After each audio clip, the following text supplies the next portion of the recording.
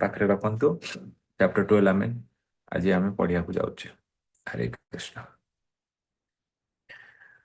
ओम ज्ञानतिमिरान्धस्य ज्ञानाञ्जनशलाकया चक्षुरुन्मीलितं येन तस्मै श्रीगुरुवे नमः। श्रीचैतन्यमनोभीष्टं स्थापितं येन भूतले स्वयं रूपः कदा मह्यं ददाति स्वपदान्तिकः। वन्देऽहं श्रीगुरु श्रीयुतापदकमलं श्रीगुरून् वैष्णवां च। श्रीरूपं साग्रजातं सहगणरघुनाथान्वितं तं सजीवं साद्वैतं सावधूतं परिजनसहितं कृष्णचैतन्यदेवं श्रीराधा कृष्णपादान् सहगणललिता श्रीविशाखान्वितं च। नमो ओम विष्णुपादाय कृष्णपृष्ठाय भूतले श्रीमते भक्ति वेदांत स्वामी इति नामिने। नमस्ते सरस्वती देवे गौरवाणी प्रचारिणि निर्विशेष शून्यवादी पाश्चात्य देशतारिणी। नमो महावदन्नाय कृष्ण प्रेम प्रदायते कृष्णाय कृष्ण चैतन्य नामने गौरातुषे नमः। हे कृष्णा करुणा सिंधु दीन बंधु जगतपते गोपेश गोपिका कांत राधा कांत नमस्तुते। तप्त कांचन गौरांगी राधे वृंदावनेश्वरी वृषभानुसुते देवी प्रणमामि हरिप्रिये। नीलाचलो निवासाय नित्याय परमात्मने बलभद्र सुभद्राभ्यां जगन्नाथाय ते नमः। वाञ्छाकल्पतरुभ्यश्च कृपा सिन्धुभ्य एव च पतितानां पावनेभ्यो वैष्णवेभ्यो नमो नमः।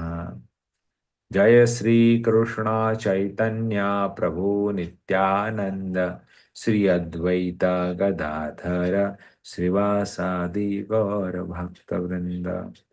हरे कृष्णा कृष्णा कृष्णा हरे हरे हरे राम राम राम हरे हरे। हरे कृष्ण।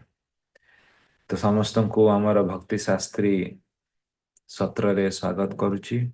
आज आम पढ़िबा अध्याय 12 12th चैप्टर। आज आम पढ़िबा 12th चैप्टर टी गोटे दृष्टिकोण आम जदि देखिबा तो प्रथम 6टी अध्याय कर्मयोग, शेष 6टी अध्याय ज्ञान योग, मझी 6टी अध्याय भक्ति योग विषय भगवान कहउचंती।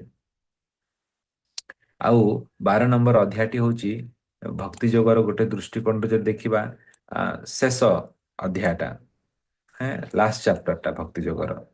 तो से लगी यही अध्याय 12 नंबर अध्याय भगवान जहाँ भी से कहले भक्तिर जो एसेंस टा सारटा को समराइज करूचंते basically. That is the 12th chapter. माने 7 number 8 number 9 number 10 number 11 number पांचटा अध्याय जहाँ आपण पढ़िले तार एसेंस टा आपण पाइबे 12 नंबर अध्याय। से लगी आचार्य माने आपको भक्ति जोग नारे चैप्टर टी को दिया जाइछि। तो चैप्टर जदि देखिबा 3टी खंड अछि। प्रथम खंड रे 1 नंबर श्लोक रु 7 नंबर श्लोक रे भगवान कहिबे साकार निराकार दी प्रकार पंथा में देखिछे हैं। तो ये दीटा पंथर कोटा सर्वश्रेष्ठ प्रथम खंड रे कहिबे 1 रु 7 नंबर अध्याय रे। ब्रह्मवादी भक्त माने वैष्णव भक्त भक्ति जो माने करंती आ ब्रह्मवादी थांती जो निराकार ऊपर ध्यान करंती कोउटा श्रेष्ठ सेटा बुझेला परे 8 नंबर श्लोक रु 12 नंबर श्लोक रे भक्तिर स्तर गुड़िक कहिबे कौन कौन स्तर अछि भक्ति रे आमे आगु को बढ़िया पाए। What are the stages in devotional service सेटा 8 रु 12। शेष 13 रु 20 श्लोक रे भगवान कहिबे भक्त हेला परे गोटे वैष्णवर कौन कौन गुण थिबा दरकार। Devotional quality should present in a devotee. Very interesting ना। आमे जदि निजको भक्त कहुचे तो एसबु आम पाखे थिबा दरकार। तो ସେଇଟା 13 ରୁ 20 ଶ୍ଲୋକରେ ଭଗବାନ କହିବେ। ତ ଏହିପରି 20ଟା ଶ୍ଲୋକ ଆମେ ଆଜି ପଢିବା। ଛୋଟ ଅଧ୍ୟାୟଟା କିନ୍ତୁ ବଡ଼ ଇମ୍ପୋର୍ଟାଣ୍ଟ ଅଧ୍ୟାୟଟା। ହେଁ, ଶ୍ଲୋକ କମ ଅଛି କିନ୍ତୁ କନସେପ୍ଟ ଗୁଡ଼ିକ ବହୁତ ଡିପ୍ କନସେପ୍ଟ ଅଛି। ଆଉ ବହୁତ ଭଲ ଅଧ୍ୟାୟଟା। ଏସେନ୍ସ ଆପଣ ଜାଣିପାରିବେ, ଆଉ ବହୁତ ଆନନ୍ଦ ଆସିବ। ଓକେ, ଷ୍ଟାର୍ଟ କରିବା। ପ୍ରଥମ ଶ୍ଲୋକ 12.1। अर्जुन उवाच अर्जुन उवाच। एवं सततयुक्ता ये एवं सततयुक्ता ये भक्तास्त्वं पर्युपासते भक्तास्तं पर्युपासते ये चापि अक्षरम् अव्यक्तम् ये चापि अक्षरम् अव्यक्तं तेषां के योगवित्तमा। तेषां के ଯୁଗବିତ୍ତମଃ। ଅନୁବାଦ। ଅର୍ଜୁନ ପଚାରିଲେ, ଯେଉଁମାନେ ସର୍ବଦା ଯଥାବିଧି ଆପଣଙ୍କ ଭକ୍ତିପୂର୍ଣ୍ଣ ସେବାରେ ନିଯୁକ୍ତି, ସେମାନେ ଉତ୍ତମ ଯୋଗୀ ନା ଯେଉଁମାନେ ଅବ୍ୟକ୍ତ ନିର୍ବିଶେଷ ବ୍ରହ୍ମ ଉପାସନା କରନ୍ତି, ସେମାନେ ଉତ୍ତମ ଯୋଗୀ? ହଁ, ଦେଖନ୍ତୁ 11 ନମ୍ବର ଅଧ୍ୟାୟରେ ଭଗବାନ କହିଲେ ନା 11.55 ମନେ ପକାନ୍ତୁ। ଭଗବାନ କହିଥିଲେ ମତ୍ କର୍ମ କିଂ ମତ୍ ପରମୋ, ମୋର ଭକ୍ତି କର ମୋ ବିଷୟରେ ଭାବ। ଶେଷ ଶ୍ଲୋକଟା କହିଥିଲେ ନା, ଏଣ୍ଡିଂ କଲେ। ତ ସେଇଠୁ ଅର୍ଜୁନ ଗୋଟେ ଭାବିଲା, ଆରେ ଆପଣ ଏତେ କିଛି କହୁ, ଆପଣ ନିରଙ୍କାର ରୂପ ଦେଖିଲେ, ବିରାଟ ରୂପ ଦେଖିଲେ, ବିରାଟ ଏଇଟା ସେଇଟା ସବୁ କିଛି ଦେଖିଲେ, ବ୍ରହ୍ମ ଦେଖେଇଲେ, ସବୁ କିଛି ତେଜ ଦେଖେଇଲେ, ଆଉ ଶେଷରେ କଣ କରିଦେଲେ? ମୋ ବିଷୟରେ ଭାବ, ମୋର ସେବା କର, ମୋର ହୁଅ ମନ ମତେ ଦିଅ। ହେଲେ କନଫ୍ୟୁଜନ ହେଇଗଲେ ଆଉ ଥରେ। ଅର୍ଜୁନ କହିଲେ, ଯଦି ଆପଣଙ୍କ ନିରଙ୍କାର ବ୍ରହ୍ମ ରୂପ ବିରାଟ ସାକାର ରୂପ ଧ୍ୟାନ କରିବା, ନା ଆପଣଙ୍କର ଦ୍ୱିବୀଜ କୃଷ୍ଣ ରୂପକୁ ଧ୍ୟାନ କରିକି ଭକ୍ତି କରିବି, କଣ ଦିଟାର ସର୍ବଶ୍ରେଷ୍ଠ? ଏବଂ ସତତ ଯୁକ୍ତା ଇଏ, ଯୋଉମାନେ ସତତ ସବୁବେଳେ ଭଗବାନଙ୍କର ସେବା କରନ୍ତି, ଭକ୍ତାସ୍ତ୍ୱଂ ପରି ଉପାସତେ, ଭକ୍ତମାନେ, ଭକ୍ତମାନେ ବୈଷ୍ଣବ ମାନେ, ହରେକୃଷ୍ଣ ଭକ୍ତମାନେ ଆପଣଙ୍କର ସେବା କରନ୍ତି ସବୁବେଳେ ଡାଇରେକ୍ଟଲି। ଇଏ ସେବା ସେ ସେବା, ଭଗବାନ ପାଇଁ ରାନ୍ଧିବା, ଭୋଗ ଲଗେଇବା, ଏଇଟା କରିବା ସେଇଟା କରିବା, ଏଇଟା ଗୋଟେ କ୍ୟାଟାଗୋରୀ ହେଲା। ଯୋଉଠି ଆପଣ ମାନେ ଫିଟ୍ ହଉଛନ୍ତି ସବୁ, ବୁଝିପାରିଲେ? ସେକେଣ୍ଡ କ୍ୟାଟାଗୋରୀ କଣ? ଇଏ ଚାପି ଅକ୍ଷରମ ଅବ୍ୟକ୍ତମ, ଯୋଉମାନେ ଅକ୍ଷର ଅବ୍ୟକ୍ତମ, ବ୍ୟକ୍ତ ମାନେ ରୂପ, ଅବ୍ୟକ୍ତ ମାନେ ଯାହାର ରୂପ ନାହିଁ, ବୁଝିପାରିଲା? ତ ଯାହାର ରୂପ ନାହିଁ, ନିରଙ୍କାର ଯୋଉଟା, ତାକୁ ଯୋଉମାନେ ପୂଜା କରନ୍ତି, ଯୋଉଟା କି କେବେ କ୍ଷୟ ହବନି, ଅକ୍ଷର, ତେଷାମ କେ ଯୋଗ ଉତ୍ତମ। ଆରେ ଏ ଦିଟା ଭିତରେ କିଏ ଉତ୍ତମ ଟିକେ କୁହନ୍ତୁ ମତେ। ହେଁ, ପୁରା 11 ନମ୍ବର ପୁରା ଡରେଇ ଦେଲେ ଏ ରୂପ ଦେଖେଇକି, ଆପଣଙ୍କ ବିରାଟ ରୂପ, ନିରଙ୍କାର ରୂପ, ବ୍ରହ୍ମ ରୂପ, ଆଉ ଶେଷରେ ଯଦି ମୋର ଭକ୍ତି କରୁ ବୋଲି। ଆରେ କୋଉଟା ବଡ, ଆପଣଙ୍କ ନିରଙ୍କାର ରୂପ ନା ଆପଣଙ୍କର ସାକାର ରୂପ?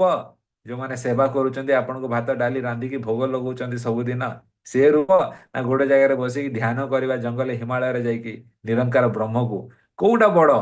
କ୍ଲାରିଫାଏ କରନ୍ତୁ। ଦେଖନ୍ତୁ, ଟୁ ଦ ପଏଣ୍ଟ ଅର୍ଜୁନଙ୍କ question, direct to the point କୃଷ୍ଣଙ୍କୁ କ୍ୱଶ୍ଚିନ୍ କ୍ଲାରିଫାଏ କରନ୍ତୁ।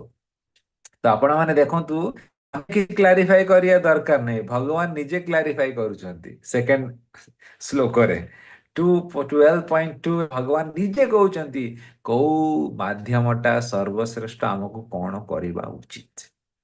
ଶ୍ରୀ ଭଗବାନ ଉବାଚ ଶ୍ରୀଭଗବାନ୍ ଉବାଚ। ମୟ୍ୟାବେଶା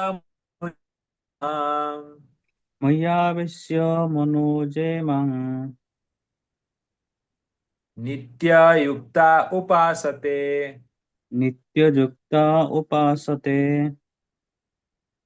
श्रद्धया परयोपेतास् श्रद्धया परयुपेतास्ते ते मे युक्ता तमा मतः। मे युक्ता ମତ। ଅନୁବାଦ। ଶ୍ରୀ ଭଗବାନ କହିଲେ, ଯେଉଁ ବ୍ୟକ୍ତିମାନେ ମୋର ସାକାର ରୂପରେ ମନକୁ ସ୍ଥିର ରଖି ସର୍ବଦା ଅତ୍ୟନ୍ତ ଶ୍ରଦ୍ଧା ଓ ବିଶ୍ୱାସର ସହିତ ମୋର ପୂଜା ଉପାସନାରେ ନିଯୁକ୍ତି ଥାନ୍ତି, ମୋ ବିଚାରରେ ସେମାନେ ସର୍ବୋତ୍ତମ ଯୋଗୀ ଅଟନ୍ତି। Perfect question perfect answer. Arjun जमी परफेक्ट क्वेश्चन पचारे भगवान परफेक्ट आंसर दौरान सेकेंड श्लोक रे कौन कहले ए मई आवेश्य मनोजे माम जे सब बेले तार मनटा मो ऊपर आवेश करके रखी थाए नित्य युक्त नित्य ସବୁବେଳେ ମୋର ସହିତ କନେକ୍ଟେଡ ହେଇକି ଥାଏ ମୋର ପୂଜା କରୁଥାଏ ଉପାସତେ ମୋର ଆରତି କରେ ମତେ ଭୋଗ ଲଗାଏ ମତେ କପଡା ଚେଞ୍ଜ କରେ ଭଗବାନଙ୍କର ପୂଜା କରେ ବ୍ରହ୍ମବାଦୀ ମାନେ ପୂଜା କରନ୍ତି ସେମାନେ ଧ୍ୟାନ କରନ୍ତି ହିମାଳୟରେ ଯାଇକି ଜଙ୍ଗଲରେ ଯାଇକି ଧ୍ୟାନ କରିବେ ଯୋଗ କରିବେ ସେମାନେ ଭଗବାନଙ୍କୁ ଭୋଗ ଭୋଗ ଲଗେଇବେନି ଖିଚୁଡି ଡାଲମା ଲଗେଇବେନି ନିଜେ ଖାଇବେ ଭଗବାନଙ୍କୁ ଭୋଗ ଲଗେଇବେନି ବୁଝିପାରିଲେ ସେମାନେ ଭଗବାନଙ୍କ ରୂପକୁ ବିଶ୍ୱାସ କରନ୍ତି ଇଏ କଣ ଭଗବାନ କଣ ଖାଇବେ ସେ ତ ବ୍ରହ୍ମ ସେ ଉପରେ ଅଛନ୍ତି ଲାଇଟ୍ ସେ କଣ ଖାଇବେ ଖାଲିଟାରେ ଟାଇମ ୱେଷ୍ଟ କରୁଛ କାହାକୁ ଗୋଟେ ଭିକାରୀଟେ ଗୋଟେ କ୍ଷୀର ଦେଇଦିଅ ଟିକେ ପିଇବା ପାଇଁ ଦେଇଦିଅ ଫଳ ଦେଇଦିଅ ସେଇଟା ଭଲ ଲାଭ ହବ ସେମିତି କହିବେ ବୁଝିପାରିଲେ ବ୍ରହ୍ମବାଦୀ ମାନେ କିନ୍ତୁ ଯାହାର ଶ୍ରଦ୍ଧା ଅଛି ଶ୍ରଦ୍ଧୟା ପରିଓପେତା ଶ୍ରଦ୍ଧା ଯାହାର ଅଛି ଭଗବାନଙ୍କୁ ସେବା ସେ କରେ ଆଉ ଭଗବାନ ତାକୁ ସ୍ୱୀକାର ବି କରନ୍ତି ତେମେ ଯୁକ୍ତ ତମ ମତଃ ହେ ଅର୍ଜୁନ ଏ ବ୍ୟକ୍ତିଟା ଯୁକ୍ତ ତମ ସେ ସବୁଠାରୁ ବେଷ୍ଟ ଯୁକ୍ତ ଯୁକ୍ତ ତର ଯୁକ୍ତ ତମ ତିନି ପ୍ରକାର କ୍ୟାଟେଗୋରୀ ଅଛି ଯୁକ୍ତ ମାନେ ଭଲ ଗୁଡ୍ ଯୁକ୍ତ ତର ମାନେ ଆଉ ଟିକେ ଭଲ ବେଟର ଯୁକ୍ତ ତମ ମାନେ ବେଷ୍ଟ ତାଠୁ ଭଲ ଆଉ କିଛି ନାହିଁ ତ ଅର୍ଜୁନ ସେ ବ୍ରହ୍ମବାଦୀ ମାନେ ବି ଭଲ କାରଣ ସେମାନେ ଯାହାହେଲେ ବି ମତେକା ଧ୍ୟାନ କରୁଛନ୍ତି କିନ୍ତୁ ବୈଷ୍ଣବଟା ଯିଏ ମୋର ସେବା କରୁଛି ସାକାର ରୂପକୁ ବିଗ୍ରହକୁ ଅର୍ଚ୍ଚ ବିଗ୍ରହକୁ ସେ ଯୁକ୍ତ ତମ ହି ଇଜ ଦ ବେଷ୍ଟ ତାଠାରୁ ବଡ ବ୍ୟକ୍ତି ସଂସାରରେ କିଏ ନାହିଁ ବୁଝା ପଡିଲା କେମିତି ଆମେ ଜାଣିଲେ ଏଟା ସାକାର ରୂପ ନିତ୍ୟ ଯୁକ୍ତ ଉପାସତେ ଉପାସତେ ଶବ୍ଦଟା ଭେରି ଇମ୍ପୋର୍ଟାଣ୍ଟ ଫର୍ଷ୍ଟ ଲାଇନରେ ଦେଖନ୍ତୁ ଉପାସତେ ପୂଜା ଯୋଉ କରନ୍ତି ଉପାସନା କରନ୍ତି ନିତ୍ୟ ସବୁବେଳେ ଭଗବାନଙ୍କୁ ଭାବିକି ପୂଜା କରନ୍ତି ସେଇଟା ଜଣେ ବୈଷ୍ଣବ ଜଣେ କରେ ଯେ ଭଗବାନଙ୍କର ସାକାର ରୂପକୁ ସ୍ୱୀକାର କରିଥାଏ ଏହିପରି ଭାବରେ ଭଗବାନ ବଡ କ୍ଲିଅରଲି ସେକେଣ୍ଡ ଶ୍ଲୋକରେ କହିଦେଲେ କି କିଏ ବଡ ନିରଙ୍କାର ଆଉ ସାକାର ଭିତରେ କୋଉ ପୂଜକଟି ସର୍ବଶ୍ରେଷ୍ଠ ବର୍ତ୍ତମାନ 3 ନମ୍ବର 4 ନମ୍ବର 5 ନମ୍ବର ଏ ତିନୋଟି ଶ୍ଲୋକରେ ଭଗବାନ କହିବେ ଆପଣ କହିବେ ପ୍ରଭୁ ନିରଙ୍କାର ପୂଜା କରିବାରେ ଅସୁବିଧା କଣ ରହିଲା ଆମେ ନିରଙ୍କାର ରୂପ ବ୍ରହ୍ମକୁ ଆମେ ପୂଜା କରିବୁ କଣ ଅସୁବିଧା ଅସୁବିଧା କଣ କହୁଛନ୍ତି ଏବେ ଶୁଣନ୍ତୁ जेत्वक्षरम् अनिर्देशम् जेतोऽक्षरमनिर्देशम् अव्यक्तं पर्युपासते अव्यक्तं पर्युपासते सर्वत्र गम् अचिन्त्यं च सर्वत्र गमे अचिन्त्यं च कूटस्थम् अचलं ध्रुवम् कूटस्थ अचलं ध्रुवम् सन्नियम्येन्द्रियग्रामम् संयमिन्द्रियग्राम्यं सर्वत्र समबुद्धया सर्वत्र समबुद्धया ये प्राप्नुवन्ति माम् एव ते प्राप्नुवन्ति मामेव सर्वभूतहिते रतः ସର୍ବଭୂତହିତେ ରତଃ। ଅନୁବାଦ ଯେଉଁମାନେ ଇନ୍ଦ୍ରିୟ ସଂଯମ କରି ସର୍ବତ୍ର ସମବୁଦ୍ଧି ସମ୍ପନ୍ନ ହୋଇ ସମ୍ପୂର୍ଣ୍ଣ ରୂପେ ଅବ୍ୟକ୍ତ ଉପାସନା କରନ୍ତି ଅର୍ଥାତ୍ ଯାହା ଇନ୍ଦ୍ରିୟମାନଙ୍କ ସାହାଯ୍ୟରେ ବୁଝାଯାଇ ପାରିବ ନାହିଁ ଯାହା ସର୍ବବ୍ୟାପକ ଅଚିନ୍ତ୍ୟ ଧ୍ରୁବ ଏବଂ ଅଚଳ ଯାହା ପରମ ସତ୍ୟ ସ୍ୱରୂପ ଭଗବାନଙ୍କର ନିର୍ବିଶେଷ ଭାବ ତାହାରି ଉପାସନା କରନ୍ତି ଏବଂ ସମସ୍ତ ଜୀବର ମଙ୍ଗଳ କାମନା କରନ୍ତି ସେମାନେ ଶେଷରେ ମୋତେ ପ୍ରାପ୍ତ ହୁଅନ୍ତି। ତ ଭଗବାନ କହିଲେ ଅର୍ଜୁନ ଦେଖେ ଯିଏ ନିରଙ୍କାର ରୂପଟାକୁ ବା ବ୍ରହ୍ମଟାକୁ ପୂଜା କରିବ ଏମିତି ନାଇଁ କି ତା ପୂଜା କଲେ ତାକୁ କିଛି ମିଳିବନି ମିଳିବ କିନ୍ତୁ କଣ ତାର ଅସୁବିଧା କହୁଛନ୍ତି ମିଳିବ ଯେହେତୁ ଅକ୍ଷରମ ଅନିର୍ଦ୍ଦେଶମ ଯୋଉ ଅକ୍ଷର ମାନେ ବ୍ରହ୍ମଟା ବି କେବେ କ୍ଷୟ ହୁଏନି ଅକ୍ଷର ବୁଝିପାରିଲ ଅନିର୍ଦ୍ଦେଶମ ସେ ସବୁଆଡେ ଅଛି ଚାରିଆଡେ ବ୍ୟାପିଛନ୍ତି ଅବ୍ୟକ୍ତ ତାର କିଛି ରୂପ ନାହିଁ ବ୍ୟକ୍ତ ମାନେ ରୂପ ଥିବା ଅବ୍ୟକ୍ତ ମାନେ ରୂପ ନଥାଏ ଏଇ ୱାର୍ଡଟା ବହୁତ ଇମ୍ପୋର୍ଟାଣ୍ଟ ଯୋଉଟା କି ଆମକୁ ଏ ଶ୍ଲୋକରେ ଜଣାଉଛି କି ଏଇଟା ଗୋଟେ ନିରଙ୍କାର ରୂପ ବ୍ରହ୍ମବାଦୀ ବୋଲି ଅବ୍ୟକ୍ତ ବ୍ୟକ୍ତ ବ୍ୟକ୍ତ ମାନେ ରୂପ ଥାଏ, ଅବ୍ୟକ୍ତ ମାନେ ରୂପ ଥାଏନି। ପରି ଉପାସତେ ସେ ଅବ୍ୟକ୍ତ ରୂପଟାକୁ ପୂଜା କରେ, ନିରଙ୍କାର ରୂପଟାକୁ ପୂଜା କରେ। ସର୍ବତ୍ର ଗମ୍ ଅଚିନ୍ତ୍ୟତମ, ସର୍ବତ୍ର ଚାରିଆଡେ ସେଇଟା ପୁରା ବିସ୍ତାର ହେଇଛି।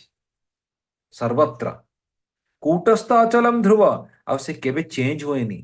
ଚାରିଆଡେ ବ୍ୟାପିଛନ୍ତି, ସବୁଆଡେ ଅଛନ୍ତି, କିନ୍ତୁ ଚେଞ୍ଜ ହୁଅନ୍ତିନି, କୂଟସ୍ଥ। ସଂନିୟମ୍ୟେନ୍ଦ୍ରିୟ ଗ୍ରାମମ, ଆଉ ଏଇ ବ୍ୟକ୍ତି ଯେ ପୂଜା କରେ ତାର ଇନ୍ଦ୍ରିୟକୁ ସେ ନିୟନ୍ତ୍ରଣ କରେ। ଜଙ୍ଗଲରେ ଯାଇକି ହିମାଳୟରେ ଯାଇକି ଧ୍ୟାନ କରିବ, କଣ ସେଇଠି ଥୋଡି ପିଜା ପାସ୍ତା ଖାଇବ ଯାଇକି ସେଇଠି। ତ ଇନ୍ଦ୍ରିୟଟାକୁ ନିୟନ୍ତ୍ରଣ କରିକି ରହିବ ନା, ସେଇଠି ଫ୍ରୁଟ୍ସ ଫ୍ରୁଟ୍ସ ଯୋଉଟା ଜଙ୍ଗଲରେ ମିଳିବ ସେଇଟା ଖାଇବ। ସର୍ବତ୍ର ସମବୁଦ୍ଧୟା, ଆଉ ସବୁ ଜିନିଷକୁ ଗୋଟେ ଦୃଷ୍ଟିକୋଣରୁ ସେ ଦେଖେ, ସମସ୍ତଙ୍କୁ ଗୋଟେ ସମାନ ଦୃଷ୍ଟିକୋଣରୁ ଦେଖେ। ଦେଖିବନି ଜଙ୍ଗଲରେ ଯାଇକି ରହିବ, ସେଇଠି ଥୋଡି ନିଜର ଘର ମୋର ଘର ତାର ଘର କରିବ। ସେଇଠି ବସୁଦେବ କୁଟୁମ୍ବ ହେଇକି ଦେଖିବାକୁ ପଡିବ। ତେ ପ୍ରାପ୍ନୁବନ୍ତି ମାମେବ, ସେ ମଧ୍ୟ ପ୍ରାପ୍ତ କରିଥାଏ। କାହାକୁ ପ୍ରାପ୍ତ? ସର୍ବଭୂତ ହିତେ ରତ, ସମସ୍ତଙ୍କର ଶୁଭଚିନ୍ତକ ରୂପରେ ସେ ମୋତେ ପ୍ରାପ୍ତ କରିଥାଏ। କିନ୍ତୁ କୋଉ ରୂପଟାକୁ ପ୍ରାପ୍ତ କରିଥାଏ? ଅଭ୍ୟକ୍ତ ରୂପକୁ ପ୍ରାପ୍ତ କରିଥାଏ, ବ୍ରହ୍ମକୁ ସେ ପ୍ରାପ୍ତ କରିଥାଏ। ବ୍ରହ୍ମରେ ଯାଇକି ସେ ଲୀନ ହେଇଯାଏ। ଏଇ ଜିନିଷଟାକୁ ବୁଝିବାକୁ ପଡିବ। ତ ଜଣେ ବ୍ୟକ୍ତି କହିବ, ପ୍ରଭୁ ପ୍ରାପ୍ତ ତ କରିଦେଲା ନା, ଲୀନ ତ ହେଇଗଲା ନା, କଣ ଅସୁବିଧା ତାହେଲେ? ବାବା ଅସୁବିଧା ବହୁତ ଅଛି। 5 ନମ୍ବର ଶ୍ଲୋକରେ ଭଗବାନ କହୁଛନ୍ତି କଣ ଅସୁବିଧା ଏଇଠି। ଏଇ ଯୋଉ ଏତିକି ଜିନିଷ କରିବ, ସେତିକିରେ ତାର ଖଟିଆ ଖଡି ହେଇଯିବ। ବାବା କଣ ଅସୁବିଧାରେ କହୁଛନ୍ତି? କ୍ଲେଶୋଧିକତରସ୍ତେଷାଂ क्लेशोऽधिकतरस्तेषाम् ଅଭ୍ୟକ୍ତାସକ୍ତ ଚେତସାଂ अव्यक्तासतचेतसाम् ଅଭ୍ୟକ୍ତା ହି ଗତିର୍ଦୁଃଖମ୍ अभक्ता हि गतिर्दुःखम् ଦେହବଦ୍ଭିର୍ ଅବାପ୍ୟତେ। ଦେହାବଦ୍भिରବ୍ୟାପ୍ୟତେ। ଅନୁବାଦ: ଯେଉଁମାନଙ୍କର ମନ ପରମାତ୍ମାଙ୍କର ଅବ୍ୟକ୍ତ ନିର୍ବିଶେଷ ଭାବ ପ୍ରତି ଆସକ୍ତ, ସେମାନଙ୍କ ପକ୍ଷରେ ଉନ୍ନତି ଅତି କଷ୍ଟକର। ଦେହଧାରୀମାନଙ୍କ ପକ୍ଷରେ ଅର୍ଥାତ୍ ସାଧାରଣ ମାନବ ପକ୍ଷରେ ଏ ଅବ୍ୟକ୍ତ ଉପାସନାର ଉନ୍ନତି କରିବା ଖୁବ୍ କଠିନ। କଣ କହୁଛନ୍ତି ଭଗବାନ? କ୍ଲେଶୋऽଧିକତରସ୍ତେଷାଂ, କ୍ଲେଶ ମାନେ କଣ? କଷ୍ଟ, ଦୁଃଖ। କ୍ଲେଶ ଅଧିକ ତରସ, ବାବା କମ ନାହିଁ ଅଧିକ ମିଳିବ। ଭାବୁନାହାନ୍ତି ଆପଣ, ଯାଇକି ହିମାଳୟରେ ଯାଇକି ବସିବେ ଧ୍ୟାନ କରିବା ପାଇଁ, ସେଇଠି ତ କିଏ ଆପଣଙ୍କୁ ରାନ୍ଧିକି ଦେବେନି ବ୍ରେକଫାଷ୍ଟ ଲଞ୍ଚ ଡିନର। ପ୍ରଭୁଜି ଟାଇମ ହେଇଗଲା, ଆସନ୍ତୁ ପ୍ରସାଦ ରେଡି ଗରମ ଗରମ। ସେଇଠି କିଛି ବି ଠିକ ରହିବନି, ବଡ କଷ୍ଟ ମିଳିବ। କେବେ ଖାଇବାକୁ ମିଳିବ, କେବେ ଖାଇବାକୁ ମିଳିବନି, କେତେବେଳେ ଅସୁବିଧା ହବ, କେତେବେଳେ ଏଇଟା ହବ। ଥଣ୍ଡା ମାସରେ ବ୍ଲାଙ୍କେଟ ଥିବନି, ଥଣ୍ଡାରେ ଶୋଇବେ, ଗରମ ମାସରେ ଗରମ ହଉଥିବ। କ୍ଲେଶୋଧିକତରସ୍ତେଷାଂ, ବଡ କଷ୍ଟ ମିଳିବ। ଅବ୍ୟକ୍ତ ଆସକ୍ତ, ଯୋଉମାନେ ଅବ୍ୟକ୍ତ ରୂପଟାକୁ ଆସକ୍ତ ହେଇଛନ୍ତି, ନିରଙ୍କାର ବ୍ରହ୍ମକୁ ଧ୍ୟାନ କରିବୁ, ଯୋଗ କରିବୁ, ସେମାନେ ବଡ କଷ୍ଟ ହେବେ, ବଡ କଷ୍ଟ ମିଳିବ। ଅବ୍ୟକ୍ତ ହିଁ ଗତିର୍ ଦୁଃଖମ, ଦୁଃଖର ଏଇଟା କାରଣ ହବ। ବହୁତ ଦୁଃଖ ମିଳିବ ସେମାନଙ୍କୁ। ଦେହଦ୍ବୁଦ୍ଧି ଅଭାପ୍ୟତି, ଏହିପରି ଭାବରେ ଏଇ ଯୋଉ ରାସ୍ତାଟା ଅର୍ଜୁନ, ଯୋଉ ବ୍ରହ୍ମବାଦୀ ରାସ୍ତା, ନିରଙ୍କାର ବ୍ରହ୍ମକୁ ଯୋଉମାନେ ଧ୍ୟାନ କରନ୍ତି, ଏ ରାସ୍ତାଟା ବଡ କଷ୍ଟକର ରାସ୍ତା। ଏଇଠି ବହୁତ କଷ୍ଟ ମିଳିବ, ଦୁଃଖ ମିଳିବ। ଆଉ ଏଇଟା ସବୁଠାରୁ, ରାସ୍ତାଟା ମଧ୍ୟ ସବୁଠାରୁ ଭଲ ରାସ୍ତା ନୁହେଁ। ଏ ରାସ୍ତାଟା ଯୋଉ, ଯେମିତି ଆପଣ ଦେଖନ୍ତୁ, ଯେମିତି ଧରନ୍ତୁ ଆପଣ ଭୁବନେଶ୍ୱରରୁ କଟକ ଯିବେ, ତ ହାଇୱେ ରାସ୍ତାଟା ଅଛି, ବୁଝିପାରିଲେ ନା? ହାଇୱେ ଦେଇକି ଯିବେ, କମ ସମୟରେ ପହଞ୍ଚିଯିବେ, ସ୍ମୁଥରେ ପହଞ୍ଚିଯିବେ। ଯଦି ଆପଣ ଗୋଟେ ଅଲଗା ରାସ୍ତା ରୁଟ ନେଇକି ଯିବେ, ଏଁ, ଯୋଉଟା କି ରାସ୍ତା ବି ଠିକରେ ନାହିଁ, କଚ୍ଚା ରାସ୍ତା ଥିବ, ମାଟି ରାସ୍ତା ଥିବ, ଖାଲ ଢେପ ସବୁ ଥିବ, କହିବେ ନା ମୁଁ ସେ ରାସ୍ତାରେ ଯିବି। ଦୂର ବି ଲାଗିବ, ଟାଇମ ବି ଲାଗିବ, ଛେଚି ହେଇ ହେଇ ଯିବେ, ଠିକରେ ପହଞ୍ଚି ପାରିବେନି। ତ ସେଇପରି ଭାବରେ ଭଗବାନ କହୁଛନ୍ତି, ଏ ରାସ୍ତାରେ ବଡ କଷ୍ଟକର ରାସ୍ତା, ବହୁତ ଦୁଃଖ ମିଳିବ।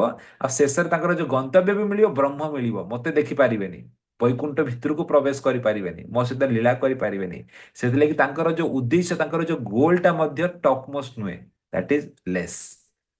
କିନ୍ତୁ ଭକ୍ତ ବୈଷ୍ଣବ ସାକାର ରୂପରେ ଯୋଉମାନେ ଧ୍ୟାନ କରୁଛନ୍ତି, ସେଟା ହଉଛନ୍ତି ୟୁକ୍ତ ତମ, ବେଷ୍ଟ ବୋଲି ଭଗବାନ ଏଠାରେ ବହୁତ କ୍ଲିଅର ଭାବରେ କହିଦେଲେ କି ବହୁତ କଷ୍ଟ ମିଳିବ ଏ ରୂପରେ। ଆଉ ଭଗବାନ ବର୍ତ୍ତମାନ କହୁଛନ୍ତି, କିନ୍ତୁ ମୋ ଭକ୍ତମାନେ ଏ 6 ନମ୍ବର ଆଉ 7 ନମ୍ବର ଶ୍ଲୋକରେ ଭଗବାନ କହିବେ କିନ୍ତୁ ମୋ ଭକ୍ତ ମାନେ ବହୁତ ଆରାମରେ ଖୁସି ଖୁସି ମତେ ପ୍ରାପ୍ତ କରିଯାଆନ୍ତି। ତାଙ୍କୁ ଏତେ କଷ୍ଟ ପଡିବାକୁ ପଡିବନି। ସୋ ଦ୍ୟାଟ ଇଜ 6 and 7 ଶ୍ଲୋକା ଭଗବାନ କହୁଛନ୍ତି ଯେତୁ ସର୍ବାଣି କର୍ମାଣି ଯେତୁ ସର୍ବାଣି କର୍ମାଣି ମୟି ସନ୍ନ୍ୟସ୍ୟ ମତ୍ପରଃ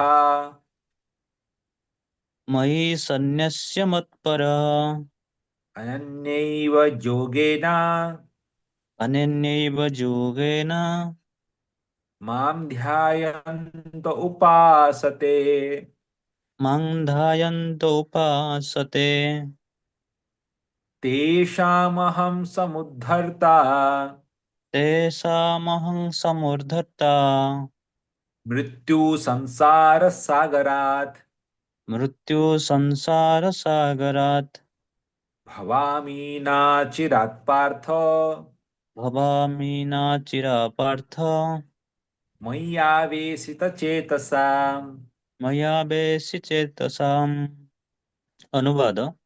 ହେ ପୃଥାପୁତ୍ର, ଯେଉଁମାନେ ମୋତେ ପୂଜା କରନ୍ତି, ସମସ୍ତ କର୍ମ ମୋତେ ଅର୍ପଣ କରନ୍ତି ଏବଂ ଅନ୍ୟ ଭାବରେ ମୋ ଠାରେ ହିଁ ଯୁକ୍ତ ହୋଇଥାନ୍ତି, ସର୍ବଦା ମୋ ସେବାରେ ନିଯୁକ୍ତି ଥାନ୍ତି ଏବଂ ସର୍ବଦା ମୋତେ ହିଁ ଧ୍ୟାନ କରୁଥାନ୍ତି, ମୋ ଠାରେ ହିଁ ମନ ସ୍ଥିର ରଖିଥାନ୍ତି, ସେପରି ଭକ୍ତମାନଙ୍କୁ ମୁଁ ଖୁବ୍ ଶୀଘ୍ର ଏ ଭବସାଗର ଜନ୍ମ ମୃତ୍ୟୁ ରୂପକ ସାଗରରୁ ଉଦ୍ଧାର କରେ। ଦେଖନ୍ତୁ କେମିତି କଣ୍ଟ୍ରାଷ୍ଟ ଭଗବାନ କହୁଛନ୍ତି। କହିଲେ ଦେଖ ମତେ ଯୋଉମାନେ ପୂଜା କରନ୍ତି ସାକାର ରୂପଟା ସେମାନେ ସର୍ବଶ୍ରେଷ୍ଠ। ଆଉ ଯୋଉମାନେ ବ୍ରହ୍ମବାଦୀକୁ ପୂଜା କରି ବ୍ରହ୍ମ ରୂପରେ ନିରଙ୍କାରକୁ ସେ ମାଧ୍ୟମଟା ବଡ କଷ୍ଟକର କ୍ଲେଶ ଅଧିକତର ତେଷାଂ କହିଲେ ବଡ କଷ୍ଟକର। ଆଉ ଓଲଟାରେ ପୁଣି ଥରେ କହୁଛନ୍ତି ମତେ ଯୋଉମାନେ ପୂଜା କରିବେ ଯେହେତୁ ସର୍ବାଣୀ କର୍ମାଣୀ ମଇ ସନ୍ନ୍ୟାସ ମତ୍ପର ଯୋଉମାନେ ମୋର ଭକ୍ତ ମତେ ପୂଜା କରନ୍ତି ମତେ ଭୋଗ ଲଗାନ୍ତି ମୋର ସେବା କରନ୍ତି ସେମାନେ କେମିତି ଆପଣ ଜାଣିଲେ ଭକ୍ତି ବିଷୟରେ କହୁଛନ୍ତି କେମିତିକାର ଭକ୍ତି କରିବେ ଅନ୍ୟନୈବ ଯୋଗେନ ଅନନ୍ୟ ଭକ୍ତି କରିବା ପାଇଁ କହୁଛନ୍ତି। ଅନନ୍ୟ ଭକ୍ତି ମାନେ କଣ? ଜ୍ଞାନ କର୍ମାଦି ଅନାବୃତମ ଆନୁକୂଲେନ କୃଷ୍ଣ ଅନୁଶୀଲନମ ଭକ୍ତି ଉତ୍ତମା। ତ ବିନା କିଛି ହେତୁ ବିନା କିଛି ଭୌତିକ ଆଶା ନା ରଖିକି ଯୋଉମାନେ ଶୁଦ୍ଧ ଭକ୍ତି କରନ୍ତି ଅନ୍ୟନୈବ ଯୋଗେନ ଅନନ୍ୟ ଭକ୍ତି କରନ୍ତି କେବଳ ଭକ୍ତି କରନ୍ତି ଶୁଦ୍ଧ ଭକ୍ତି କରନ୍ତି କଣ ହୁଏ? ମାମ୍ ଧ୍ୟାୟନ୍ତ ଉପାସତେ ସେମାନେ ଏମିତି ଯୋଉମାନେ ମତେ ପୂଜା କରନ୍ତି ତେଷାମ୍ ଅହଂ ସମୁଧର୍ତ୍ତା ମୁଁ ସେମାନଙ୍କୁ ଉଦ୍ଧାର କରେ ପର୍ସନାଲି। ସେମାନେ ମତେ ପାଇବେନି ମୁଁ ସେମାନଙ୍କୁ ନେଇକି ଯାଏ। ବ୍ରହ୍ମବାଦୀଟି ତାର ତପସ୍ୟା କରିଥାଏ ସେ ଭଗବାନଙ୍କୁ ପାଇବା ପାଇଁ ଚେଷ୍ଟା କରିଥାଏ ବ୍ରହ୍ମବାଦୀଟି ଯୋଗ ତପସ୍ୟା ଖରା ମାସରେ ଅଗ୍ନି ଜଳେଇକି ବସିବ ମଝିରେ ତପସ୍ୟା ଥଣ୍ଡା ମାସରେ ଶୀତ ମାସରେ ଯାଇକି ପାଣି ଭିତରେ ଯାଇକି ଅଧା ବୁଡିକି ରହିବ ତପସ୍ୟା କରିବ ବହୁତ ତପସ୍ୟା କରନ୍ତି ସେମାନେ ଆଉ ନିଜର ତପସ୍ୟା ଶକ୍ତି ବଳରେ ଭଗବାନଙ୍କୁ ପାଇବା ପାଇଁ ଚେଷ୍ଟା କରନ୍ତି କିନ୍ତୁ ଭକ୍ତି ସେମିତି ନୁହେଁ। ଆମେ ଦାମୋଦର ଲୀଳା ଶ୍ରବଣ କରିଥିଲେ ନା? ହେଁ? ଭକ୍ତି ସେମିତି ନୁହେଁ। ଭକ୍ତିଟା କଣ କରନ୍ତି ଦୁଇ ଆଙ୍ଗୁଠି ଛୋଟ ପଡୁଥାଏ ନା ଦୌଡ଼ିଟି ପ୍ରୟାସ ଆଉ କୃପା ଆମକୁ ପ୍ରୟାସ କରିବାର ଅଛି ଭଗବାନଙ୍କର କୃପା ଉପରେ ଆମକୁ ନିର୍ଭର ହବାର ଅଛି ସେଇଟା ହଉଛି ଭକ୍ତି। ସେଥିଲାଗି ଭଗବାନ କହୁଛନ୍ତି କଣ କହୁଛନ୍ତି ତେଷାମ୍ ଅହଂ ସମୁଦ୍ଧର୍ତ୍ତା ମୁଁ ତାର ଉଦ୍ଧାର କରିବି ତାକୁ ମୁଁ ଜନ୍ମ ମୃତ୍ୟୁ ଚକ୍ରରୁ ଉଦ୍ଧାର କରିକି ମୁଁ ନେଇକି ଯିବି। ଆମକୁ ଖାଲି ପ୍ରୟାସ କରିବ ଯେମିତି ସାନ ପିଲାଟା ସେ ଆସିକି ମା ପାଖରେ ଖାଲି କାନ୍ଦିବ ବେଁ ବେଁ ବେଁ କାନ୍ଦିବ ମା ପାଟି କରିବ ମା ତ ମା ଟା କଣ କରେ ତାକୁ ଉଠେଇକି କୋଳେଇ ନିଏ ତାକୁ ସ୍ତନପାନ କରାଏ। ପିଲାଟା କଣ ଚଢି ପାରିବ ମା ଉପରେ? ସିଢି କଣ ଲାଗିଛି ଚଢିବା ପାଇଁ? ଚଢି ପାରିବନି। ମା ଟା ଉଠେଇଲେ ଚଢି ପାରିବ। ଭକ୍ତ ସେମିତି ଭଗବାନଙ୍କୁ ସେ ଡାକେ ପ୍ରେମରେ ତେଷାମ୍ ଅହଂ ସମୁଦ୍ଧର୍ତ୍ତା ଭଗବାନ ତାକୁ ଉଠାନ୍ତି ଭକ୍ତକୁ। ତ ଏଇ ଜିନିଷଟା ଆମକୁ ଏଇଟା ବୁଝିବାକୁ ପଡିବ। ଭବାମି ନା ଚିରାତ୍ ପାର୍ଥ ନା ଚିରାତ୍ ବହୁତ ଜଲ୍ଦି ଭବାମି ଚିର କାଳ ଯାଏ ଲେଟ୍ ହବନି ନା ଚିରାତ୍ ଜଲ୍ଦି ହେଇଯିବ। ଭକ୍ତିରେ ଆମେ କେବେ କୃପା ପାଇବା ଗ୍ୟାରେଣ୍ଟି କିଛି ନାହିଁ। ଏଁ, ଆଶା ରଖିବା ଉଚିତ କି ଭଗବାନ ଆମକୁ ସାହାଯ୍ୟ କରିବେ ସବୁ ମୁହୂର୍ତ୍ତରେ। କେବେ ସେ ସାହାଯ୍ୟ ମିଳିବ କେବେ କୃପା କରିବ ସେ ଠାକୁର ଜାଣନ୍ତି କିନ୍ତୁ ନା ଚିରାତ୍ ବେଶୀ ଲେଟ୍ ହବନି। ଆପଣ ଭାବୁଥିବେ କାହାକୁ ଗାଳି କରୁଥିବେ କି ଭକ୍ତଟାରେ କିଛି କାମ ନାହିଁ କଣ ନାହିଁ କାରଣ ଆଉ ମଲା ବେଳକୁ ସେ ଜୟ ଜଗନ୍ନାଥ ହରେ କୃଷ୍ଣ କହିକି ମରୁଛି। ଆପଣ କହିବେ ବାବାରେ କାହାକୁ ଗାଳି କରୁଥିଲି ଇଏ ଇଏ ଶରୀର ଛାଡ଼ିଲା ବେଳେ ଭଗବାନଙ୍କୁ ଡାକି ଶରୀର ଛାଡ଼ିଲା କି ଭାବରେ ଶରୀର ଛାଡ଼ିଲା ମୋର କଣ ଗତି ହବ।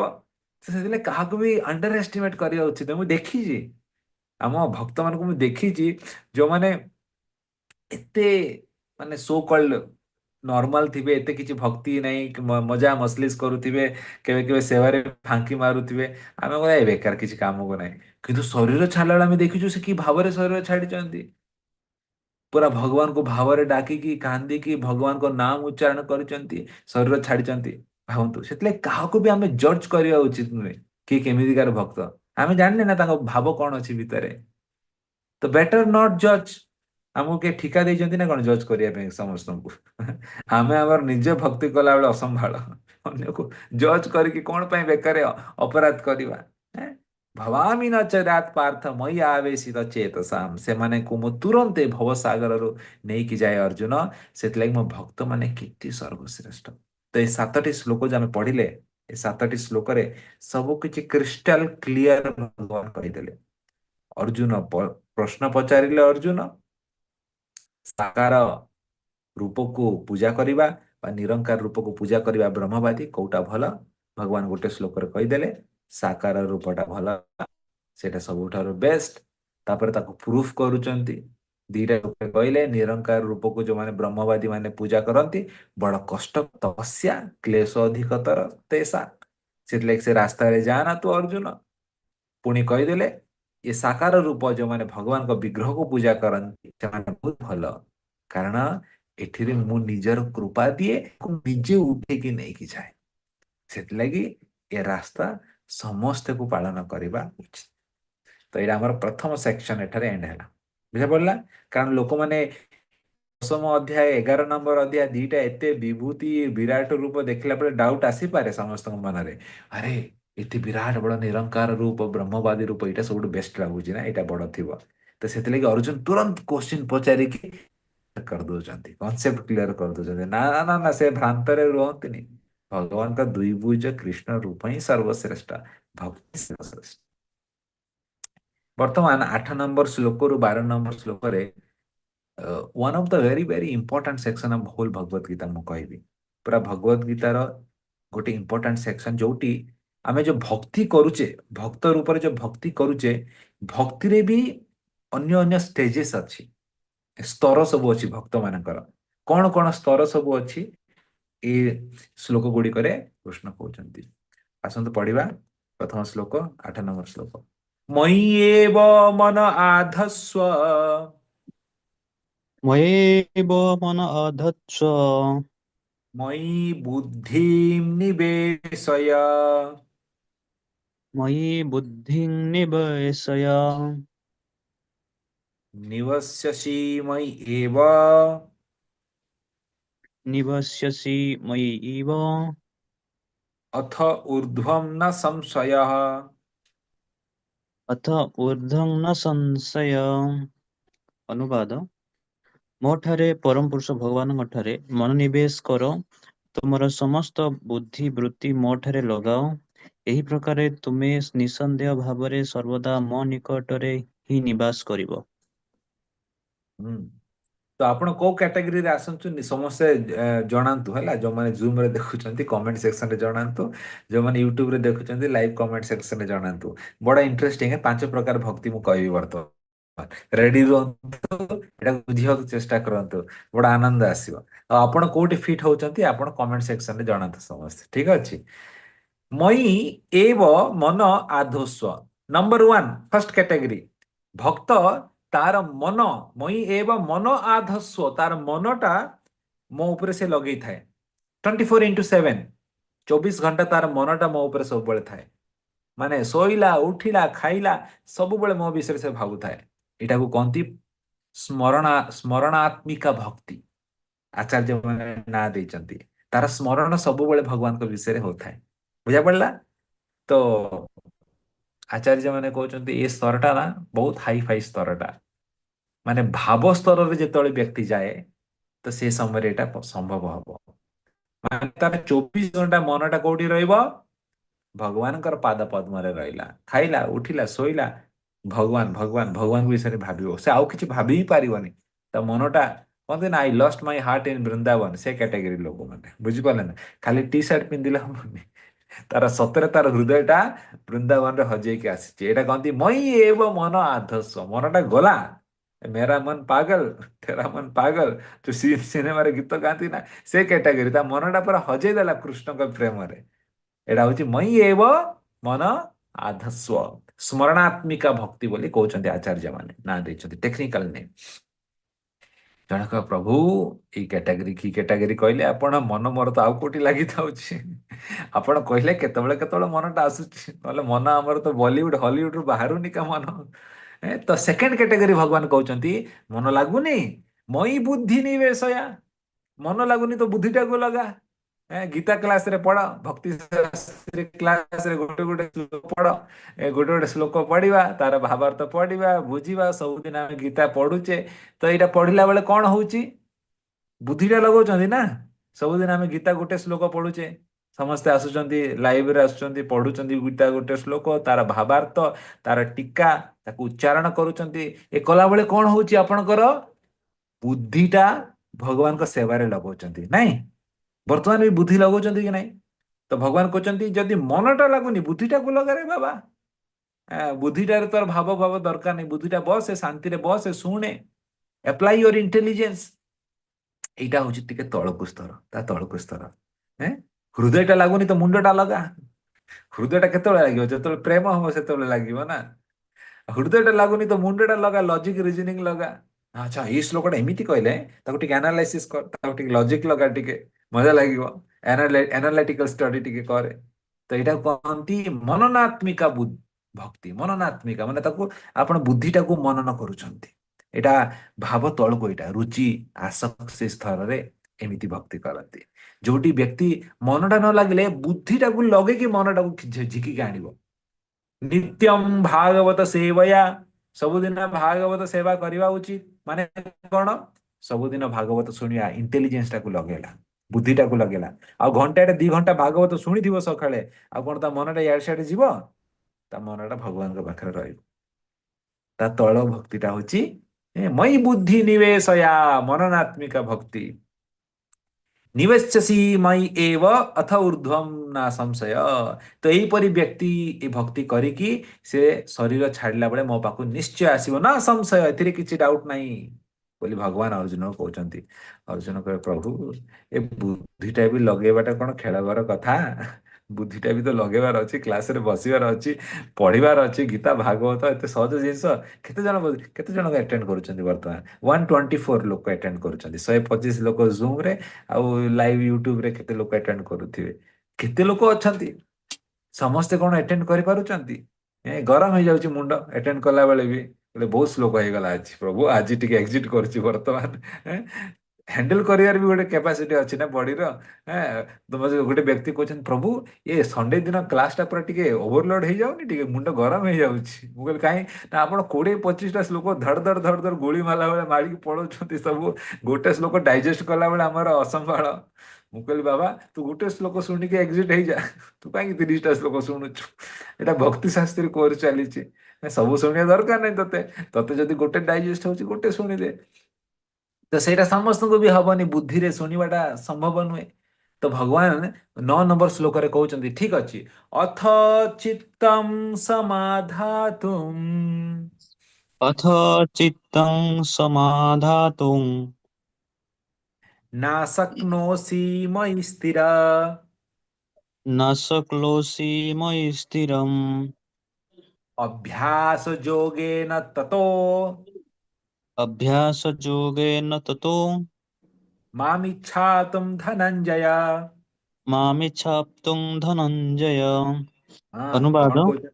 କୁହନ୍ତୁ। ହେ ମୋର ପ୍ରିୟ ଅର୍ଜୁନ ଧନଞ୍ଜୟ, ଯଦି ତୁମେ ତୁମର ମନକୁ ମୋ ଠାରେ ଏକାନ୍ତ ଭାବରେ ସ୍ଥିର କରିନପାର, ତାହେଲେ ଭକ୍ତି ଯୋଗର ସାଧନା ପ୍ରଣାଳୀ ଅଭ୍ୟାସ କର। ଏହି ପ୍ରକାରେ ତୁମେ ମୋତେ ପ୍ରାପ୍ତ ହେବାର ଏକ କାମନା ବୃଦ୍ଧି କରାଇ ପାରିବ। ହୁଁ। ଅଥ ଚିତ୍ତମ, ଅର୍ଜୁନ ଏମିତି ଦେଖୁଛି ଭଗବାନଙ୍କୁ, ହେ ବାବା, କେତେବେଳେ ଗୀତା ପଢିବି, କେତେବେଳେ ଭାଗବତ ପଢିବି, ଆପଣ କଣ କହିଲେ ବୁଦ୍ଧିକୁ ଲଗେଇବି। ଅଥ ଚିତ୍ତମ ସମାଧାତୁମ, ତୋ ଦ୍ୱାରା ହବନି ଅର୍ଜୁନ। ତୋ ଦ୍ୱାରା ଯଦି ଅଥ ଚିତ୍ତମ ସମାଧାତୁ ଯଦି ହଉନି, ନା ଶକ୍ନୋସି, କରିପାରିବୁନୁ। ନା ଶକ୍ନୋସି, ଶକ୍ନୋସି ମାନେ କରିପାରିବି। ନା ଶକ୍ନୋସି, ଯଦି ତୁ କହିପାରିବୁନୁ, ମଇ ସ୍ଥିର, ମୋ ଉପରେ ଧ୍ୟାନ, ଯୋଉଟା କହିଲି ବୁଦ୍ଧିକୁ ଲଗେଇକି ଯଦି ତୁ କରିପାରିବୁନୁ, ତୋ ପାଇଁ ଆଉ ଗୋଟେ ରାସ୍ତା ଅଛି। Plan number C. A B fail ହେଲେ ସି କଣ? ଅଭ୍ୟାସ ଯୋଗେନ ତତ, ପ୍ରାକ୍ଟିସ ମେକ୍ସ ମେନ୍ ପରଫେକ୍ଟ। ଅଭ୍ୟାସ କରେ ବାବା।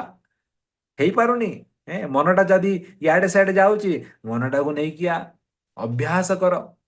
ଭଗବାନ ସିକ୍ସ ଚାପ୍ଟର ବି କହିଥିଲେ, ଯେତ ଏତ ନିଶ୍ଚରତି ତତ ତତ, ଯୁଆଡେ ଯୁଆଡେ ମନ ଗଲା, ମନଟାକୁ ଧରିକି ନେଇକି ଆ। ଆପେ ଆପେ ତ ମନ ରହିବନି ଗୋଟେ ଜାଗାରେ, ମନଟା ଚଞ୍ଚଳ। ଅଭ୍ୟାସ କରେ, ପ୍ରାକ୍ଟିସ କରେ। Practice makes man perfect.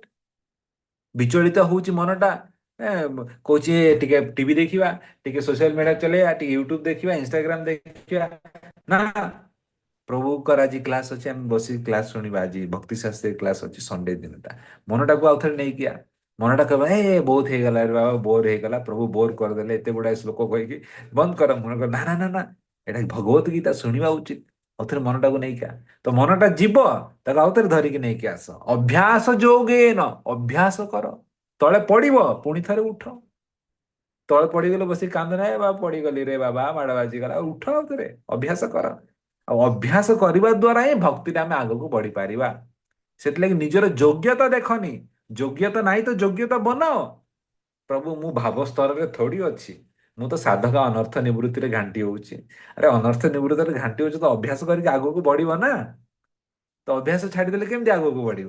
ତ ତୃତୀୟ ଷ୍ଟେଜ କଣ? ଅଭ୍ୟାସ ଯୋଗ। ଆଉ ଏଇଟାକୁ ନିଷ୍ଠା ବା ଅନର୍ଥ ନିବୃତ୍ତି, ଯୋଉଟା ମ୍ୟାକ୍ସିମମ୍ ଭକ୍ତମାନେ ଏଇ କ୍ୟାଟାଗୋରୀରେ ଆସିବେ, ସାଧକା ଭକ୍ତମାନେ। ଅଭ୍ୟାସ, ପଢୁଥିବେ, ହାରୁଥିବେ, ଉଠୁଥିବେ, ଅଭ୍ୟାସ କରୁଥିବେ। ତାକୁ ଅଭ୍ୟାସ ଯୋଗେନ କୁହାଗଲା। ତାକୁ ଟେକ୍ନିକାଲ ନାଁ ଦେଇଛନ୍ତି ଅଭ୍ୟାସ ରୂପ ଭକ୍ତି। ବୁଝା ପଡିଲା? ସ୍ମରଣାତ୍ମିକା, ମନନାତ୍ମିକା, ଅଭ୍ୟାସ ରୂପ ଭକ୍ତି। ଚାଲନ୍ତୁ ଆଗକୁ ବଢିବା। କିଏ କହିପାରେ ପ୍ରଭୁ ଟିକେ ଅସୁବିଧା ଲାଗୁଛି, ଏଇଟା ବି ଟିକେ ନ ହେଇପାରେ, ତ ତାର କଣ ରାସ୍ତା ଅଛି? ଏ ଅଭ୍ୟାସ ରୂପ ଭକ୍ତିରେ ପ୍ରଭୁପାଦ ବହୁତ ସୁନ୍ଦର, ଆପଣ ଭାବାର୍ଥ ପଢିବେ। ପ୍ରଭୁପାଦ କହୁଛନ୍ତି କଣ କଣ ଅଭ୍ୟାସ ରୂପ ଭକ୍ତିରେ ଗୋଟେ ସାଧକାକୁ କରିବା ଉଚିତ। ଭାବାର୍ଥରେ ଲେଖୁଛନ୍ତି, ସବୁଠୁ ଇମ୍ପୋର୍ଟାଣ୍ଟ ନମ୍ବର ୱାନ, ବ୍ରହ୍ମ ମୁହୂର୍ତ୍ତରେ ଉଠିବା ଉଚିତ। ଯେମିତି ଆପଣ ମାନେ ଉଠୁଛନ୍ତି ସକାଳେ 5ଟାରେ, ମଙ୍ଗଳ ଆରତି କରୁଛନ୍ତି, ଉଠିଲା ପରେ ଗାଧେଇବା ଉଚିତ, ଗାଧେଇଲା ପରେ ମନ୍ଦିର ଯିବା ଉଚିତ, ମନ୍ଦିର ଯିବା ପରେ ପ୍ରାର୍ଥନା କରିବା ଉଚିତ, ପ୍ରାର୍ଥନା କଲା ପରେ ହରେ କୃଷ୍ଣ ମହାମନ୍ତ୍ର ଜପ କରିବା ଉଚିତ, ଜପ କଲା ପରେ ଭଗବାନ ପାଇଁ ଫୁଲ ତୋଳିବା ଉଚିତ, ଫୁଲ ତୋଳିଲା ପରେ ଭଗବାନ ପାଇଁ ଭୋଗ ବନେଇବା ଉଚିତ, ଭୋଗ ବନେଇଲା ପରେ ଭଗବାନଙ୍କୁ ଅଫର କର, ଅଫର କଲା ପରେ ପ୍ରସାଦ ପାଅ, ପ୍ରସାଦ ପାଇଲା ପରେ ଟିକେ ସମୟ ବସିକି ଗୀତା ଭାଗବତ ପଢ, ତାପରେ ତମକୁ ଯାହା କରିବାର ଅଛି କର। ତ ପ୍ରଭୁପାଦ ଗୋଟେ ଗୃହସ୍ଥ ମାନଙ୍କ ପାଇଁ ଡେଲି ସ୍କେଡ୍ୟୁଲ ଲେଖୁଛନ୍ତି, ଟୀକା ଆପଣ ପଢନ୍ତୁ, ବହୁତ ଆନନ୍ଦ ଆସିବ। ଏଁ ଘରେ ଆମେ କେମିତି ଭକ୍ତି ପାଳନ କରିବୁ, ପ୍ରଭୁପାଦ ଟୀକାରେ ଲେଖୁଛନ୍ତି। ଏମିତି ସବୁ ଗୃହସ୍ଥ ମାନେ କରିବା ଉଚିତ ସକାଳେ ବ୍ରହ୍ମ ମୁହୂର୍ତ୍ତରେ। ବ୍ରହ୍ମ ମୁହୂର୍ତ୍ତରୁ ସକାଳେ 5ଟାରେ ଉଠିଲେ ଏସବୁ ହବା ଉଚିତ। ମାନେ ଆପଣ ଅଭ୍ୟାସ କରୁଛନ୍ତି। ଆଉ ଖାଲି ଖାଲି ଅଭ୍ୟାସ ହେଇଯିବ କି? ପ୍ରଭୁ ମୋ ମନରେ ଭଗବାନ ଆସୁନାହାନ୍ତି, ମୋ ମନରେ ବଲିଉଡ ଆସୁଛି, କଣ କରିବି? ଆରେ ସକାଳେ ବ୍ରହ୍ମ ମୁହୂର୍ତ୍ତରେ ଉଠେ। ବ୍ରହ୍ମ ମୁହୂର୍ତ୍ତରେ ପ୍ରଭୁପାଦ କେତେ ସୁନ୍ଦର ଲେଖୁଛନ୍ତି, 5ଟାରେ 4ଟାରେ ଉଠି ପଡେ, ଗାଧା, ଗାଧେଇକି ମଙ୍ଗଳ ଆରତି କରେ, ଜପ କରେ, ଭଗବାନ ପାଇଁ ରାନ୍ଧେ, ଭୋଗ ଲଗା, ପ୍ରସାଦ ପା, ଗୀତା କ୍ଲାସ ଶୁଣେ, କେମିତି ଆସିବେନି ଦେଖିବା ଭଗବାନ? ଏଇଟା ଯୋଉ ସକାଳେ ଆମେ କରିଲେ, ଏଇଟା କଣ କଲେ? ଏଇଟା ଆମେ ଅଭ୍ୟାସ ରୂପ ସାଧନା ଭକ୍ତି। ଅଭ୍ୟାସ ରୂପ ମାନେ ସାଧନା ଭକ୍ତି ବେସିକାଲି କୃଷ୍ଣ କହୁଛନ୍ତି। ଆଉ ଏଇ ସାଧନା ଭକ୍ତି ଯେତେବେଳେ ଆମେ କରିବା, ସ୍ମରଣାତ୍ମିକା, ମନନାତ୍ମିକା ମାନେ କଣ? ସେଟା ରାଗାନୁଗା ଭକ୍ତି। ଅଟୋମେଟିକଲି ଭଗବାନ ଆସିବେ ମନରେ, ସେ ସ୍ତରକୁ ଆମେ ପହଞ୍ଚି ପାରିବା। ବୁଝା ପଡିଲା? ତ ଅର୍ଜୁନ ଏମିତି ଦେଖୁଛି ଟିକେ ଭଗବାନଙ୍କୁ। ତ ଅର୍ଜୁନ ଦେଖିବାକୁ ଗଲେ ସେ ବହୁତ ବଡ ଭକ୍ତ ଥିଲେ, କିନ୍ତୁ ଆମ ମାନଙ୍କ ପାଇଁ ସେ ସବୁ ଉତ୍ତର କାଢୁଛନ୍ତି। ପ୍ରଭୁ କିଏ ଯଦି ଅଭ୍ୟାସ ବି କରିପାରିଲାନି, ତା ଦ୍ୱାରା କହିବା, ଏ ପ୍ରଭୁ ଏ ସବୁ ମୋ ଦ୍ୱାରା ହବନି ରେ ବାବା, ମଙ୍ଗଳ ଆରତିରେ କିଏ ଉଠିବ, ସକାଳେ କିଏ ଗାଧେଇବ, ମୁଁ ଏସବୁ କରିପାରିବିନି ବାବା, ତମ ହରେ କୃଷ୍ଣ ତ ଜଣେ ବ୍ୟକ୍ତି କହୁଛି ମୁଁ ଏଇସବୁ କରିପାରିବିନି, ତା ପାଇଁ ବି ଭଗବାନ ରାସ୍ତା ଦଉଛନ୍ତି। କଣ? ଦେଖନ୍ତୁ 10 ନମ୍ବର ଶ୍ଲୋକରେ କହୁଛନ୍ତି ଅଭ୍ୟାସପି ଅସମର୍ଥୋସି ଅଭ୍ୟାସୋऽପି ଅସମರ್ಥୋऽସि ମତ୍କର୍ମ ପରମೋ ଭବ। ମତ୍କର୍ମ ପରମೋ ଭବ। ମଦ୍ ଅର୍ଥମ୍ ଅପି କର୍ମାଣି ମଦ ଅର୍ଥମ୍ ଅପି କର୍ମାଣि କୁର୍ୱନ୍ ସିଦ୍ଧିମ୍ ଅବାପ୍ସ୍ୟସି। ପୂର୍ବଂ ସିଦ୍ଧି ଅବାପ୍ସ୍ୟସି। ଅନୁବାଦ, ଯଦି ତୁମେ ଭକ୍ତି ଯୋଗର ସାଧନା ପ୍ରଣାଳୀ ଅଭ୍ୟାସ କରି ନପାରିବ, ତାହେଲେ ମୋ ପାଇଁ କାମ କରିବାକୁ ଚେଷ୍ଟା କର, କାରଣ ମୋ ପାଇଁ କାର୍ଯ୍ୟ କରିବା ଦ୍ୱାରା ତୁମେ ଠିକ୍ ସ୍ତରକୁ ଆସିଯିବ। ଆଚ୍ଛା, ଅଭ୍ୟାସ ବି ଅସମର୍ଥସି। ଅଭ୍ୟାସ କରିବା ପାଇଁ ତମେ ଅସମର୍ଥ, ବ୍ରହ୍ମ ମୁହୂର୍ତ୍ତରେ ଉଠି ପାରିବନି, ହେଁ, ଗାଧେଇ ପାରିବନି ଥଣ୍ଡା ପାଣିରେ, ମଙ୍ଗଳ ଆରତି ଯାଇପାରିବନି, ଜପ କରିପାରିବନି। ଏ ପ୍ରଭୁ, ଏ ମାଳା ଧରିଲେ କଣ ହଉଛି ଜଣା ନାହିଁ ପ୍ରଭୁ। ମାଳା ଧରୁ ଧରୁ ଆଖି ବନ୍ଦ ହେଇଯାଉଛି ମୋର। ଗୋଟେ ମତେ ଆସେ କହୁଛି ଗୋଟେ ଭକ୍ତ, ଏ ମାଳା ଆପଣ କି ଦେଲେ ମାଳା? ଏ ମତେ ମାଳା ଧରିଲେ ନିଦ ଲାଗୁଛି, ମତେ ଶୋଇଲା ବେଳେ ମୁଁ ମାଳା କରିକି ଶୋଉଛି। ମୁଁ କହିଲି ମୂର୍ଖ, ଶୋଇବା ପାଇଁ ମାଳା କରୁଛୁ? ସେ କହିଲେ ଏଇ ମାଳା ଧରୁ ଧରୁ ନିଦ ଆସୁଛି ମତେ। ମୁଁ କହିଲି କଣ କରିବି ଆଉ କୁହ ବର୍ତ୍ତମାନ। ମୁଁ କହିଲି ଠିକ ଅଛି, କଣ କଲେ ନିଦ ଆସୁନି? ନା କ୍ଲାସ ଫ୍ଲାସ ଶୁଣିଲେ ନିଦ ଆସୁନି। ଆଉ କ୍ଲାସ ଶୁଣେ ବାବା, ସେମିତି ହେଲେ ତ ଅଭ୍ୟାସ ବି ଅସମର୍ଥ, ଯୋଉମାନଙ୍କୁ ଭକ୍ତି କରିବା ପାଇଁ ଅସମର୍ଥ, ମାନେ ଏଇ ମାଳା ଜପ, ବ୍ରହ୍ମ ମୁହୂର୍ତ୍ତ ଉଠିବା, ଗୀତା କ୍ଲାସ, ଭାଗବତ ଏସବୁ ଶୁଣୁ ଶୁଣୁ ମୁଣ୍ଡ ଗରମ ହେଇଯିବ। କହିଲେ ପ୍ରଭୁ, ଏ ଦ୍ୱାରା ଏସବୁ ମୋ ଦ୍ୱାରା ହବନି, ସାଧନା ଭକ୍ତି କରିପାରିବେନି। ଭଗବାନ କହୁଛନ୍ତି ଆରେ ତୋ ପାଇଁ ବି ଗୋଟେ ରାସ୍ତା ଅଛି। ଏଇଟା ଫୋର୍ଥ କ୍ୟାଟାଗୋରୀ, ବୁଝି ଆସୁଛେ? ମତ୍ କର୍ମ ପରମୋ ଭବ, ମୋ ପାଇଁ କାମ କରେ। ଯଦି ମନ ବୁଦ୍ଧିଟାକୁ ଲଗେଇ ପାରୁନୁ, ଫିଜିକାଲ ବଡିଟାକୁ ଲଗା, କର୍ମ ଇନ୍ଦ୍ରିୟକୁ ଲଗା। କାର୍ଯ୍ୟ ରୂପ ଭକ୍ତି ଆକୁ କହନ୍ତି। ଏଇଟା ହଉଛି ଅନର୍ଥ ନିବୃତ୍ତି। ଅନର୍ଥ ନିବୃତ୍ତିରେ କଣ ହୁଏ? ସେନ୍ସେସ୍ କୁ ଆମେ ଏକ୍ଜାକ୍ଟଲି ଭଗବାନଙ୍କ ସେବାରେ ଲଗାଉଛେ। ସେଥିଲାଗି ପ୍ରଭୁପାଦ ସବୁବେଳେ କହନ୍ତି, ଚାଣ୍ଟିଂ କଲାବେଳେ ଉଚ୍ଚାରଣ କରିକି ଚାଣ୍ଟିଂ କର, ହରେ କୃଷ୍ଣ କୃଷ୍ଣ କୃଷ୍ଣ ହରେ ହରେ, ହରେ ରାମ ରାମ ହରେ ହରେ। ଆକ୍ଚୁଆଲି ଜପ ଧୀରେ ଧୀରେ କରାଯାଏ। ଜପଟାକୁ ଧୀରେ ଧୀରେ କରନ୍ତି, ଆଉ ଭଲରେ ଶୁଣିକି ମନରେ ବି ଜପ କରି ହୁଏ। କିନ୍ତୁ ପ୍ରଭୁଙ୍କୁ ଜଣା ଆମମାନେ କି ଆମେ କୋଉ କ୍ୟାଟାଗୋରୀ ଲୋକ? ହେଁ, ଅନର୍ଥରେ ବୁଡି ହେଇଛନ୍ତି ସମସ୍ତ କାମ, କ୍ରୋଧ, ଲୋଭ, ମୋହ, ମଦ, ମାଶ୍ଚର୍ଯ୍ୟରେ।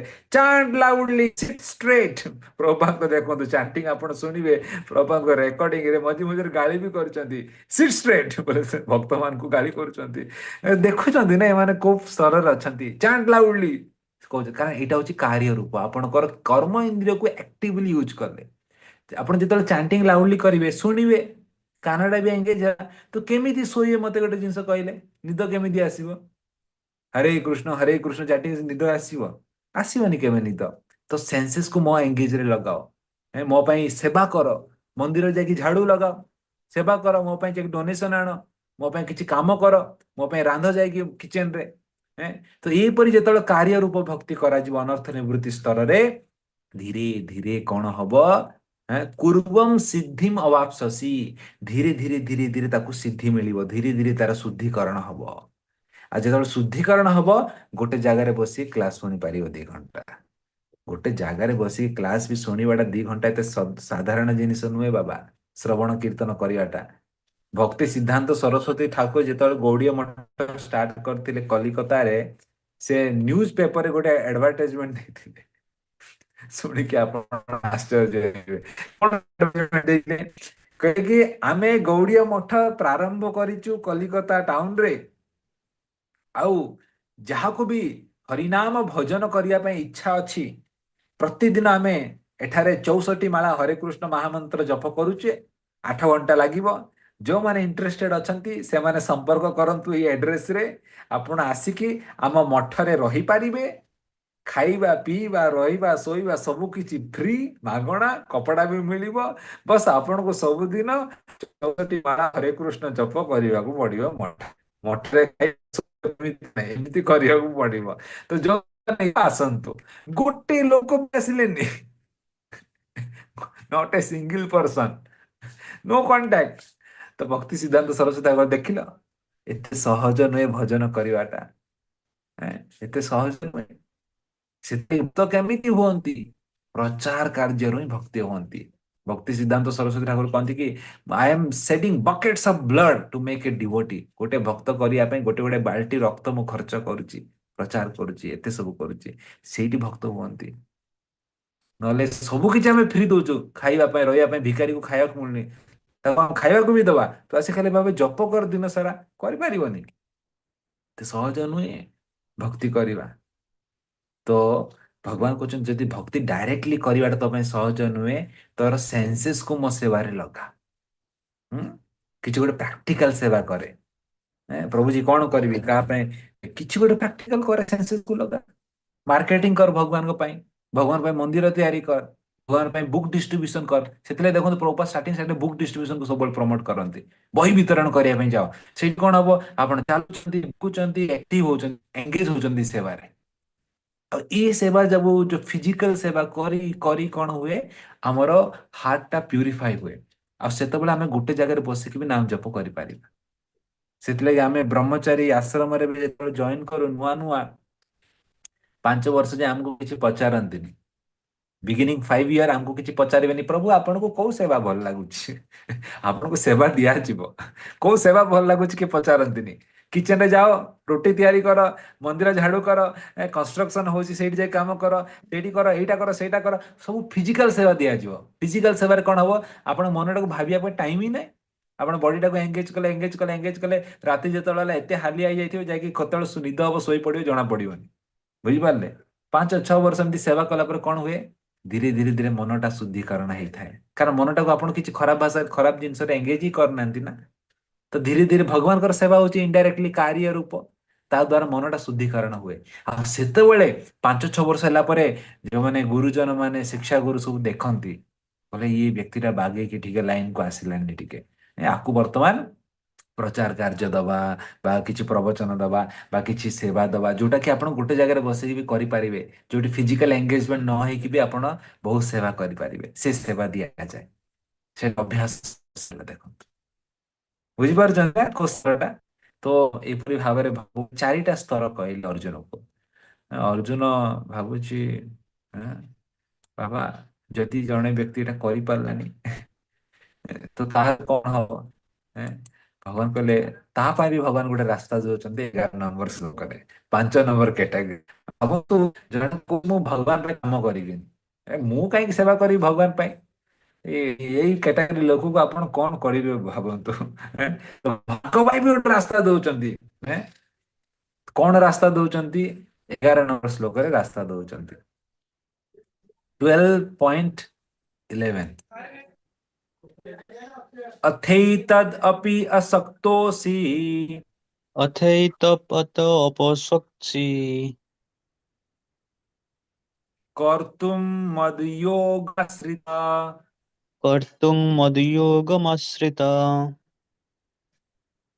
सर्वकर्मफलत्यागम् सर्वकर्मफलत्यागं तथा कुरु यथात्मवान्। ततः कुरु ଯଥାତ୍ମବାନ୍। ଅନୁବାଦ, ଯଦି ଅବଶ୍ୟ ତୁମେ ଏ ଚେତନାରେ କର୍ମ କରିବାକୁ ଅକ୍ଷମ, ତାହେଲେ ସମସ୍ତ କର୍ମଫଳ ତ୍ୟାଗ କରି ଆତ୍ମସ୍ଥ ହେବାକୁ ଚେଷ୍ଟା କର।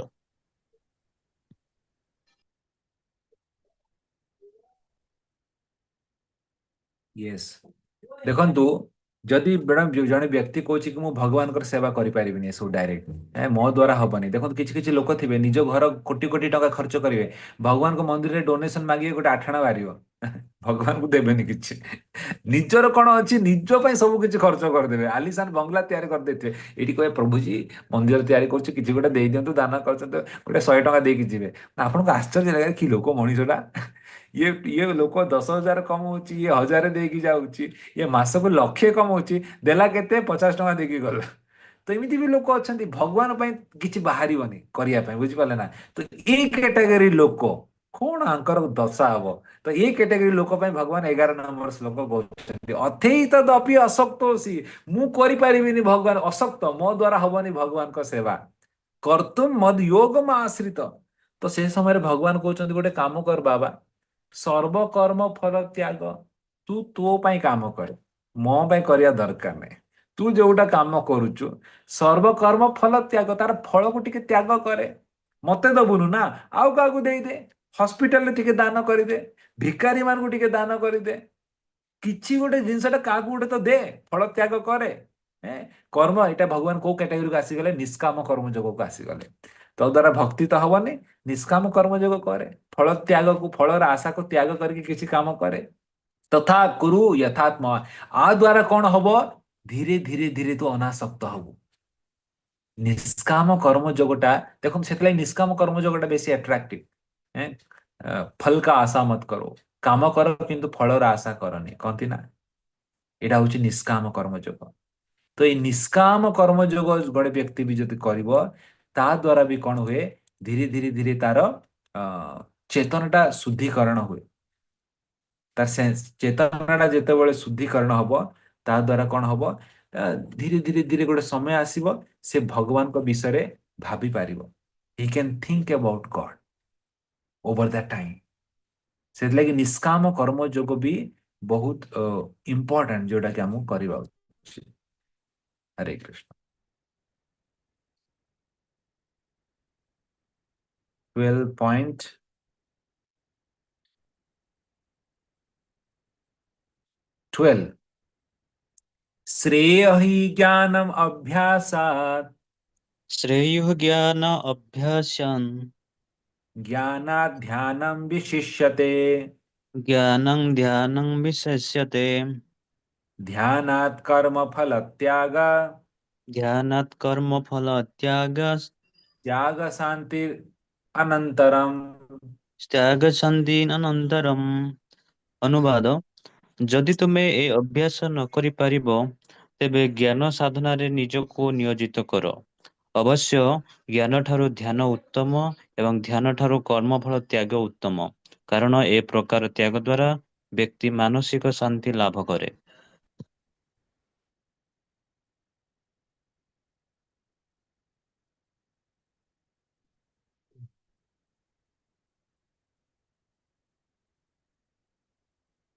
हरे कृष्ण। तो आशा करुँ नेटवर्क इश्यूटा रिजल्व हो जाए। एक्चुअली मुझे वाईफाई टा ऑन करन से इश्यूटा आसूला। तो 12.12 रे भगवान कहते कि कौन तार कारणटा, कारण सब कहला परे, एते सबू जिनिस कहला परे शेष रे भगवान कहते अर्जुन, ये सबू जो पांचटा कैटेगरी तोते कहली ना, ताकू गोटे कंक्लूजन करूचंती, गोटे सारांश दउचंती। कि कौटा श्रेय ही ज्ञानम अभ्यास। ज्ञान माने कौन? श्रेय ही ज्ञान, जोटा भगवान कहले मननात्मिका, जोटा बुद्धि द्वारा, जो भगवान कहले ना बुद्धि द्वारा मते सब बेले मन पकाओ, सेटा अभ्यास, अभ्यास रूप ठारो श्रेय बेटर है। श्रेय ही ज्ञानम अभ्यास, अभ्यास रूपरू जोटा बुद्धि रे जोटा भगवान को ऊपर ध्यान लगे कि आमे करूचे, सेटा श्रेय, सेटा बेटर। ज्ञाना ध्यान विशिष्यते। आउ ज्ञान ठारू, बुद्धि ठारू ध्यान, मनटा जोटा जदि भगवान को ऊपर लगे देल, सेटा सबुठारू बेटर, जोटा हमर स्मरणात्मिका भक्ति आमे कहिथिले। तो भगवान शेष रे समराइज करूचंती कि देखो, अभ्यास रूप ठारू बुद्धि लगेल, मननात्मिका सेटा बेटर। ताठारू जदि तमे मनटा देइदेल, पूरा स्टार्टिंग रे जोटा पढ़िथिले 8 नंबर श्लोक रे, सेटा सबुठारू बेटर। ध्यानटा तमर लागि गला, हृदयटा सब लागि गला। ध्यान कर्म फल त्याग, जो व्यक्तिर ध्यानटा मनटा तार भगवान कर 24 घंटा लगी, से व्यक्ति ऑटोमेटिकली तार कर्म फल त्याग से करदब। आपण भाविथिबे ए निष्काम कर्म जोगरे फल त्याग कला रे बाबा, अरे मूर्ख, जे भगवान को हृदयटा देछि से कोन फल प्रति आसक्ति हबो? ऑटोमेटिकली तार फल सब त्याग करिवो। त्याग शांति अनंतरम, एही परि भागवरे त्याग करिकी से जीवन रे सबु प्रकार शांति को से प्राप्त करि पारिबो बोली भगवान 12 नंबर श्लोक रे समराइज करिकी कहिबे। बुझा पड़ला समस्त को? 8 रु 12 नंबर श्लोक एटा टिके टेक्निकल, आउ किंतु बहुत इंपोर्टेंट सेक्शन टा पूरा भगवत गीतार, जोटी भगवान 5 स्तर भक्ति कहले। एक्चुअली भक्ति तो 4 स्तर कहले, 5 नंबर तो निष्काम कर्म जोग आसीगले भगवान, सेटा तो भक्ति भितर जीवनी। आ जी जदि भक्ति करिया पे चाहुनी भगवान को, तापे किछि तो गोटे रास्ता देबाक पड़िबो। बाबा तू तोर जो कर्म करूछु करे, जो काम करूछु करे, जार सेवा करूछु करे, किंतु किछि फलडा गोटे दान दे काको। भिकारीटे आसिला, ताको किछि दे, मते देना, भिकारी को दे हेले। ଦେଲେ କଣ ହବ, ବ୍ୟକ୍ତିର ଟିକେ ହୃଦୟଟା ଶୁଦ୍ଧିକରଣ ହବ, କିଛି ତ ଗୋଟେ ଅନାସକ୍ତ ହବ। ବୁଝିପାରିଲେ? ଯେମିତି ସେ ଲୋକଟା ଗଲା, ଗୋଟେ ମା କୁ ଗଲା ଭିକ୍ଷା ମାଗିଲା, ତ ସେ ମା ଟା ବଡ ରାଗରେ ଥିଲା। ସବୁଦିନ ଯାଇକି ଭିକ୍ଷା ମାଗନ୍ତି, ମା ଭିକ୍ଷାମ ଦେଇ। ତ ସେ ଯେ ମାକୁ ମାଗୁଥାଏ, ସେ ମାଟା ବଡ ରାଗିଟା। ବୋଲେ ସବୁଦିନ ଭିକାରୀ ଗୋଟେ ସକାଳେ ସକାଳେ ପଳା ଆସୁଛି। ଦିନେ କହିଲା ଆକୁ ଗୋଟେ ପାନେ ଶିଖେଇବି ଆଜି ଗୋଟେ ତ କଣ କରିଛି, ସକାଳୁ ସକାଳୁ ଇଏ ଗଲା ଭିକାରୀ ଭିକ୍ଷାମ ଦେଇ। ତ ଗଲା, ସେ ମାଟା କଣ କଲା, ତା କାଠ ଚୁଲିରୁ ଯାଇକି କୋଇଲା ସବୁ କାଢିଲା। କୋଇଲା ସବୁ କାଢିକି ନେଇକି ସେ ଭିକ୍ଷାରୀର ତ ତା ପାତ୍ରରେ ଯାଇକି ପକେଇଦେଲା, ନେ ଭିକ୍ଷା ନେ, ବଡା ସକାଳୁ ସକାଳୁ ପଳା ଆସି ମୁଣ୍ଡ ଖରା ଭିକ୍ଷାମ ଦେଇ। ତ ଭିକ୍ଷାରୀ ଏଟା ଦେଖିଲା, କହିଲା ଧନ୍ୟବାଦ ବୋଲି କହିକି ଗଲା। ତ ଜଣେ ବ୍ୟକ୍ତି କହିଲା, ଆରେ ତତେ ସେ କୋଇଲା ଦେଲା, ପାଉଁଶ ଦେଲା, ତୁ ଧନ୍ୟବାଦ କହୁଛୁ? କହିଲେ କି ଆରେ ମୁଁ 10 ଦିନ ହେଲା ତା ଘରକୁ ଯାଉଛି, ସେ କିଛି ଦଉନଥିଲା, ଆଜି କୋଇଲା ତ ଦେଲା, ପାଉଁଶ ତ ଦେଲା, କାଲି ସକାଳେ ଆଉ କଣ ଦବ? ଦବାଟା ତ ଷ୍ଟାର୍ଟ କଲା ନା, ସେଥିଲାଗି ଧନ୍ୟବାଦ ମୁଁ କହିଲି, କାରଣ ସେ ଦବାଟା ଷ୍ଟାର୍ଟ କଲା, ସେଇଟା ବହୁତ ବଡ ଜିନିଷ। କୋଇଲା ଦେଲା, ଯୋଉଟା ବି ଦେଲା, ଦେଲା ତ କିଛି ଗୋଟେ ଜିନିଷ। ତ ସେଇପରି ଭାବରେ ନିଷ୍କାମ କର୍ମଯୋଗ, ନିଷ୍କାମ କର୍ମଯୋଗରେ ବ୍ୟକ୍ତି କିଛି ଗୋଟେ ଜିନିଷ କାହାକୁ ଗୋଟେ ଦେଇଥାଏ। ଆଉ ଦେବାର ଗୋଟେ ଅଭ୍ୟାସ ଯେତେବେଳେ ଆସିବ, ଆଜି ପାଉଁଶ ଦେଲା, କାଲି ଗଲେ ଫଳ ଦବ, ପରଦିନ ଗଲେ ଅନ୍ନ ଦବ, କିଏ ଜାଣିଛି? ତ ସେ ଭାବଟା ତ ଆସିଲା। ତ ସେଇଟା ହଉଛି ନିଷ୍କାମ କର୍ମଯୋଗ। ଆଉ ସେଇ ଭାବଟା ଯେତେବେଳେ ଦେବା ଭାବଟା ଆସେ, ଧୀରେ ଧୀରେ ଧୀରେ ସେ ଭଗବାନଙ୍କୁ ଦେବା ପାଇଁ ଚେଷ୍ଟା କରେ। ଦଉଛି ଦଉଛି ସମସ୍ତଙ୍କୁ ଦଉଛି, ଟିକେ ଭଗବାନଙ୍କୁ ବି ଦେଇଦବା। ଆମେ ଯେମିତି କହୁ, ପ୍ରଭୁ ଆପଣ ଏତେ ସବୁ ଦାନୀ, ଏତେ ବଡ ମହାନ ଦାନୀ, ଆମ ମନ୍ଦିର ତିଆରି ହଉଛି, ଭଗବାନଙ୍କୁ ବି ଟିକେ ଦାନ କରିଦିଅନ୍ତୁ। ତ ସେମାନେ ଦାନ କରିଦିଅନ୍ତି, କାରଣ ସେମାନେ ସାରା ଦୁନିଆ ସାରା ଦାନ କରନ୍ତି। ଚାଲ ଆପଣଙ୍କୁ ବି ଟିକେ ଦାନ କରିଦିଅନ୍ତି। କିନ୍ତୁ ସିଏ ଯୋଉ ଟିକେ ଦାନ କରିଲେ ଭଗବାନଙ୍କୁ, ସେଇଟା ତାଙ୍କୁ ତ୍ରାୟତେ ମହତୋ ଭୟାତ୍, ସେ ବଡରୁ ବଡ ବିପଦକୁ ତାଙ୍କୁ ବଞ୍ଚେଇବ, କାରଣ ସେ କୃଷ୍ଣଙ୍କୁ ସେବା କରିଛନ୍ତି। ତ ଏହିପରି ଭାବରେ ଏ 5ଟି ସ୍ତର ଆମେ ଦେଖିଲେ, ଯୋଉଟା କି ଭଗବାନ ଏଇଠି କହୁଛନ୍ତି ବହୁତ ସୁନ୍ଦର ଭାବରେ।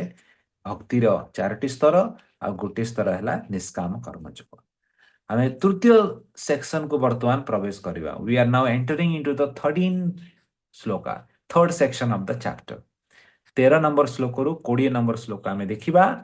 ଏ ସେକ୍ସନରେ ଭଗବାନ କହୁଛନ୍ତି, ଯୋଉମାନେ ଭଗବାନଙ୍କର ଶୁଦ୍ଧ ଭକ୍ତ, ସ୍ମରଣାତ୍ମିକା ଭକ୍ତ, ଆମେ ଦେଖିଲେ ମନଟା ସବୁବେଳେ ଭଗବାନଙ୍କ ସେବାରେ ଲଗାନ୍ତି ଯୋଉମାନେ। ତ ମନଟା ଯୋଉମାନେ ଭଗବାନଙ୍କ ସେବାରେ ଲଗାନ୍ତି, ସ୍ମରଣାତ୍ମିକା ଭକ୍ତ, ସେମାନଙ୍କ ପାଖରେ କଣ କଣ ଗୁଣ ଦେଖିବାକୁ ମିଳିବ? What are the qualities you can see? ତ ବୈଷ୍ଣବତାର କଣ କଣ ଗୁଣ ଦେଖିବାକୁ ମିଳିବ, ଏ ଶ୍ଲୋକରେ ଭଗବାନ କହୁଛନ୍ତି, ଆସନ୍ତୁ ପଢିବା। ଅଦ୍ୱେଷ୍ଟା ସର୍ବଭୂତାନାଂ ଅଦ୍ୟୁଷ୍ଟ ସର୍ବଭୂତାନାଂ ମୈତ୍ର କରୁଣା ଏବ ଚ ମୈତ୍ର କରୁଣା ଏବ ଚ ନିର୍ମମୋ ନିରହଙ୍କାର ନିର୍ମମୋ ନିରହଙ୍କାର ସମ ଦୁଃଖ ସୁଖ କ୍ଷମୀ। ସମ ଦୁଃଖ ସୁଖ କ୍ଷମୀ। 14 ନମ୍ବର ଶ୍ଲୋକ। ସନ୍ତୁଷ୍ଟ ସତତଂ ଯୋଗୀ ସନ୍ତୁଷ୍ଟ ସତତଂ ଯୋଗୀ ଯତାତ୍ମା ଦୃଢ ନିଶ୍ଚୟ ଯତାତ୍ମା ଦୃଢ ନିଶ୍ଚୟା ମୟି ଅର୍ପିତୋ ମନୋ ବୁଦ୍ଧି ମୟର୍ପିତ ମନୋ ବୁଦ୍ଧିର୍ ଯୋ ମଦ୍ଭକ୍ତ ସମେ ପ୍ରିୟଃ। जो ମଦ୍ଭକ୍ତ ସମ ପ୍ରିୟ। ଅନୁବାଦ, ଯେ ହିଂସାତ୍ମକ ନୁହେଁ ବରଂ ସମସ୍ତ ଜୀବର ଏକ କାରୁଣିକ ବନ୍ଧୁ ଅଟେ, ଯେ ନିଜକୁ ଅଧିକାରୀ ବୋଲି ଭାବେ ନାହିଁ, ଯେ ଅହଙ୍କାର ଶୂନ୍ୟ ଏବଂ ସୁଖ ଦୁଃଖ ସବୁ ଅବସ୍ଥାରେ ସମଭାବାପନ୍ନ, ଯେ ସର୍ବଦା ସନ୍ତୁଷ୍ଟ, ସହନଶୀଳ, ଆତ୍ମସଂଯମୀ ଏବଂ ଦୃଢ଼ତାର ସହିତ ଭକ୍ତି ଯୋଗରେ ସେବାରତ ଏବଂ ଯାହାର ମନ ଓ ବୁଦ୍ଧି ମୋ ଠାରେ ଯୁକ୍ତ ହୋଇଥାଏ, ସେ ମୋର ଅତି ପ୍ରିୟ ଅଟେ। ହୁଁ। ତ ଭଗବାନ ବର୍ତ୍ତମାନ 13 ନମ୍ବରରୁ 20 ନମ୍ବର ଶ୍ଲୋକ, ଏ ସବୁ ଶ୍ଲୋକରେ, 7ଟି ଶ୍ଲୋକରେ ଭଗବାନ ସବୁ ନିଜର ଭକ୍ତ ମାନଙ୍କର କ୍ୱାଲିଟି ସବୁ କହୁଛନ୍ତି। ତ ଆପଣ ମାନେ ଡରନ୍ତୁନି, ଆପଣ ମାନେ ଆନନ୍ଦ ନିଅନ୍ତୁ, କ୍ୱାଲିଟି କଣ କଣ ଅଛି। ଯଦି ଅଛି ତ ଖୁସି କଥା, ନଥିଲେ ତାକୁ କେମିତି ଆପଣ ନିଜ ଜୀବନରେ ଅ, ତାକୁ ଲାଗୁ କରିବେ, ଇନକଲକେଟ କରିବେ, ତା ବିଷୟରେ ଟିକେ ପ୍ରୟାସ କରିବେ। ବୁଝା ପଡିଲା?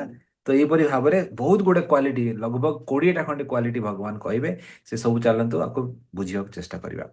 ଅଦ୍ୱେଷ୍ଟ ସର୍ବଭୂତାନାଂ, ଅଦ୍ୱେଷ୍ଟି ମାନେ ଅନ୍ୟକୁ ଦ୍ୱେଷ ନ କରିବା, ଅଦ୍ୱେଷ୍ଟି। ସବୁ ପ୍ରାଣୀ, ଜୀବ ଜଗତ ସମସ୍ତଙ୍କୁ ସମାନ ଭାବରେ ଦେଖିକି ପ୍ରେମ କରିବା ଉଚିତ, ପ୍ରଥମ ନମ୍ବର 1। ମୈତ୍ରୀ, ସମସ୍ତଙ୍କ ସହିତ ମୈତ୍ରୀ କରିବା ଉଚିତ। ସାଙ୍ଗସାଥି, ମିତ୍ରତା ସମସ୍ତଙ୍କ ସହିତ କରିବା ଉଚିତ। ନମ୍ବର ଟୁ, କରୁଣା, କରୁଣା ଭାବ ଥିବା ଦରକାର, ସମସ୍ତଙ୍କୁ କରୁଣା ଭାବ ଥିବା ଦରକାର। ନମ୍ବର ଥ୍ରୀ, ନିର୍ମମ, ଜଣେ ଲୋକ କିଏ ଲେଖି ଚାଲନ୍ତୁ, କାଉଣ୍ଟ କରି ଚାଲନ୍ତୁ କିଏ କିଏ ଅଛି। ନିର୍ମମ, ୱିଦାଉଟ୍ ପୋଜିସନ, ମାନେ ମମ, ମୋର ଏଇଟା, ମୋର ତାର। ନିର୍ମମ ମାନେ ମୋର ଏଇଟା ନୁହେଁ, ବସୁଦେବ କୁଟୁମ୍ବ, ସମସ୍ତଙ୍କର ଏଇଟା। ନିର୍ମମ। ନିରହଙ୍କାର, ଅହଙ୍କାର ମୁକ୍ତ, ନିରହଙ୍କାର, ଅହଙ୍କାର କେବେ କରିବା ଉଚିତ ନୁହେଁ। ସମ ଦୁଃଖ ସୁଖ, ସମ ଦୁଃଖ ସୁଖ, କବି ଖୁସି କବି ଗମ୍, ତାରା ରମ୍ ପମ୍ ପମ୍। ଜୀବନରେ କେତେବେଳେ ସୁଖ ଆସିବ ବେଶୀ ଏକ୍ସାଇଟେଡ ହୁଅନ୍ତୁନି, ଦୁଃଖ ଆସିଲେ ବେଶୀ ଭାଙ୍ଗି ପଡନ୍ତୁନି। ଆସିଛି, ଯିବ, କୋଉଟା ବି ସ୍ଥାୟୀ ନୁହେଁ ସଂସାରରେ। ସମ ଦୁଃଖ ସୁଖ, ଦୁଃଖ ସୁଖରେ ସମାନତା ମେଣ୍ଟେନ କରିବା ଶିଖନ୍ତୁ। କ୍ଷମୀ, କ୍ଷମୀ ମାନେ କଣ? କ୍ଷମା କରିବା, ଟଲେରେଣ୍ଟ। କିଏ କଣ କହିଦେଲା, ବେଶୀ ରାଗନ୍ତୁନି, ହୃଦୟକୁ ନିଅନ୍ତୁନି।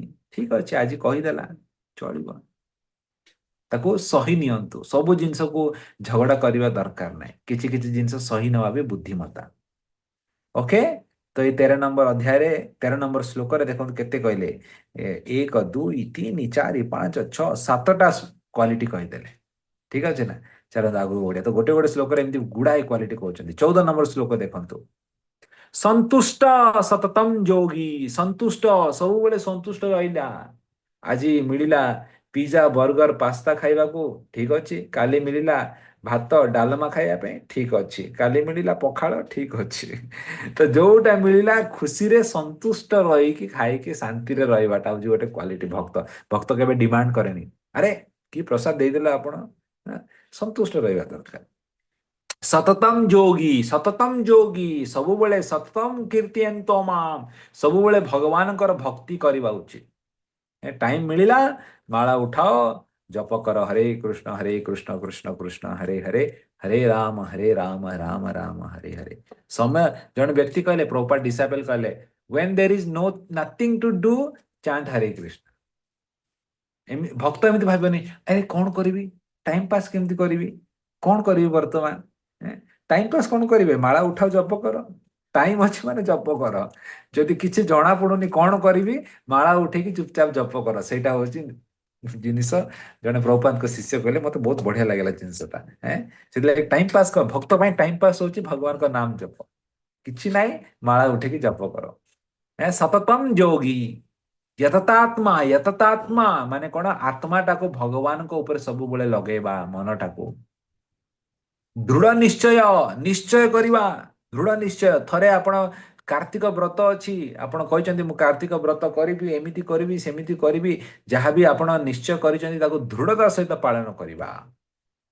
ମଇ ଅର୍ପିତ ମନ ବୁଦ୍ଧି, ମଇ ଅର୍ପିତ, ମତେ ଅର୍ପଣ କର। କଣ? ମନ ବୁଦ୍ଧି, ମନ ବୁଦ୍ଧିଟାକୁ ମତେ ଦିଅ। ବୁଦ୍ଧିରେ ଗୀତା ଭାଗବତ ପଢ, ନିତ୍ୟମ ଭାଗବତ ସେବୟା, ମନରେ ମୋର ନାମ ଜପ କର। ସତତମ କୀର୍ତ୍ତୟନ୍ତ ମାମ୍। ୟୋ ମଦ ଭକ୍ତ ସମେ ପ୍ରିୟ, ଯୋ ମଦ ଭକ୍ତ, ଯୋଉ ଭକ୍ତ ଏମିତି କରିବ, ସମେ ପ୍ରିୟ, ସେ ମୋର ସବୁଠାରୁ ପ୍ରିୟ। ଅର୍ଜୁନ ଭଗବାନ କହୁଛନ୍ତି। ତ ଏଇ ସବୁ ଗୁଣ ଯାହା ପାଖରେ ଥାଏ, ସେ ମୋର ସବୁଠାରୁ ପ୍ରିୟ। ଆପଣ ମାନେ ଭଗବାନଙ୍କ ପ୍ରିୟ ହବା ପାଇଁ ଚାହୁଁଛନ୍ତି? ଚାହୁଁଛନ୍ତି ନା? ତ ଏସବୁ ଗୁଣ ଯାକ ବହୁତ ଭଲ ଭାବରେ ନୋଟ କରିକି ଲେଖିକି ରଖନ୍ତୁ। ଆଉ ଆକୁ ଆପଣଙ୍କୁ ଆପଣଙ୍କ ଜୀବନରେ ପାଳନ କରିବାକୁ ପଡିବ। ଆଉ ଯେତେବେଳେ ଜୀବନରେ ଉତାରିବେ, କଣ ହେବେ? ସମେ ପ୍ରିୟ। ଅଟୋମେଟିକଲି କୃଷ୍ଣଙ୍କର ଆପଣ ପ୍ରିୟ ହେଇଯିବେ, ସବୁଠାରୁ କ୍ଲୋଜ ହେଇଯିବେ। ନହେଲେ ପ୍ରିୟ ହେବେନି। ପ୍ରିୟ ହବା ପାଇଁ ଚାହୁଁଛନ୍ତି, ଏସବୁକୁ ଆଣିବେ। ନହେଲେ କହିବେ ମୁଁ ଜପ କରୁଛି, ମୁଁ ଭକ୍ତି କରୁଛି, ଅନ୍ୟକୁ ଦ୍ୱେଷ କରିବେ, ଗାଳି କରିବେ, ଏଇଟା ସେଟା କରିବେ। ଭଗବାନ ଦେଖିବା ପାଇଁ ପସନ୍ଦ କରିବେନି, ଦୂରରେ ଥା କହିବେ, ପାଖୁଆ ଆନା। ଯଦି ସତରେ ଭଗବାନଙ୍କ ପ୍ରିୟ ହେବା ପାଇଁ ଚାହୁଁଛନ୍ତି, ଏସବୁ ଗୁଣ ଆମକୁ ଆମ ଜୀବନରେ ପାଳନ କରିବାକୁ ପଡିବ। ଚାଲନ୍ତୁ ନେକ୍ସଟ ଶ୍ଲୋକ ଯିବା। 15 ନମ୍ବର ଶ୍ଲୋକ ପଢିବା। ଯସ୍ମାନ୍ନୋଦ୍විଜେତଃ ଲୋକଃ, ଯସ୍ମାନୁଦ୍ୟତ ଲୋକଃ, ଲୋକାନ୍ନୋଦ୍විଜେତ ଚ ಯಃ, ଲୋକାନ୍ୟଦ୍ୟୁଜତ ଚ ହର୍ଷାମର୍ଷ ଭୟୋଦ୍ବେଗଃ, ହର୍ଷମର୍ଷ ଭୟୋଦ୍ବେଗମ୍, ମୁକ୍ତ ୟଃ ସ ଚ ମେ ପ୍ରିୟଃ। ମୁକ୍ତ ୟସ୍ୟ ସମେତ୍ ପ୍ରିୟମ୍, ଅନୁବାଦ, ଯାହା ପାଇଁ କେହି କୌଣସି ଅସୁବିଧାରେ ପଡ଼ନ୍ତି ନାହିଁ ଏବଂ ଯେ ଆଦୌ କୌଣସି ପରିସ୍ଥିତିରେ ଉଦ୍ବିଗ୍ନ ବା ବିଚଳିତ ହୋଇପଡ଼େ ନାହିଁ, ସେ ସୁଖ, ଦୁଃଖ, ଭୟ ଏବଂ ଦୁଶ୍ଚିନ୍ତା ଆଦି ସବୁ ଅବସ୍ଥାରେ ସମଭାବାପନ୍ନ, ସେ ମୋର ଅତି ପ୍ରିୟ। जस्मान नोद्विजेत लोक नोद द्विजेता उद्विजेता मतलब कौन अन्य को हैरान करवा नोद उद्विजेत अन्य मान को से हैरान करेनि एजिटेट करेनि देखो तो खाली गोटे पिलाटा लोकटा बसिଛି खाली खाली जाके ताको गोटे जिनसटा आपण कहिକି ताको हैरान कोन पे करूचंती आपण देखंतु जदी जिनसटा दरकार नाही कुहंतुनी सब जिनस कोन कहवा दरकार अछि କିଛି ଜିନିଷ କହିବା ଦରକାର ଥାଏ କିଛି ଜିନିଷ ଦରକାର ନୁହେଁ ଖାଲିଟାରେ କହିକି ଯଦି ବ୍ୟକ୍ତିଟାକୁ ହଇରାଣ କରୁଛନ୍ତି ତ ସେମିତି କହିବା ଉଚିତ ନୁହେଁ ନ ଦ୍ୱିଜିତ ଲୋକ ଲୋକାନ ନ ଦ୍ୱିଜିତ ଚୟ ବା ସେ ଲୋକମାନଙ୍କ ଦ୍ୱାରା ଏଜିଟେଟ୍ ହୁଏନି କିଏ ଯଦି କଣ ଆପଣଙ୍କୁ କହିବି ଦେଲା ତ ଠିକ ଅଛି ଆପଣ ଏ କାନରେ ପୁରେଇକି ଏ କାନରେ ଏମିତି କହିଦେଲା ମତେ ଏମିତି କହିଲା ଏ ଭଗବାନ ସେ ମତେ ଏମିତି କେମିତି କହିଦେଲା ସେଟା ଭାବିକି ତା ମୁଣ୍ଡ ଗରମ କରିକି 2 ଘଣ୍ଟା ଧରିକି ବସିଥିବ ଭକ୍ତ ଏମିତି ଭାବେନି କହିଦେଲା ତ କହିଦେଲା ଠିକ ଅଛି ସେ ତାର ସେବାରେ ଲାଗିଥିବ କିନ୍ତୁ ସାଧାରଣ ବ୍ୟକ୍ତି ଦେଖ ଲୋକ ସୁଇସାଇଡ କରିଦିଅନ୍ତି ମତେ ଏମିତି କହିଦେଲା ମୋର ଆଇଡେଣ୍ଟିଟି କ୍ରାଇସିସ୍ ହେଇଗଲା ଲୋକ ମତେ କଣ ଭାବିବେ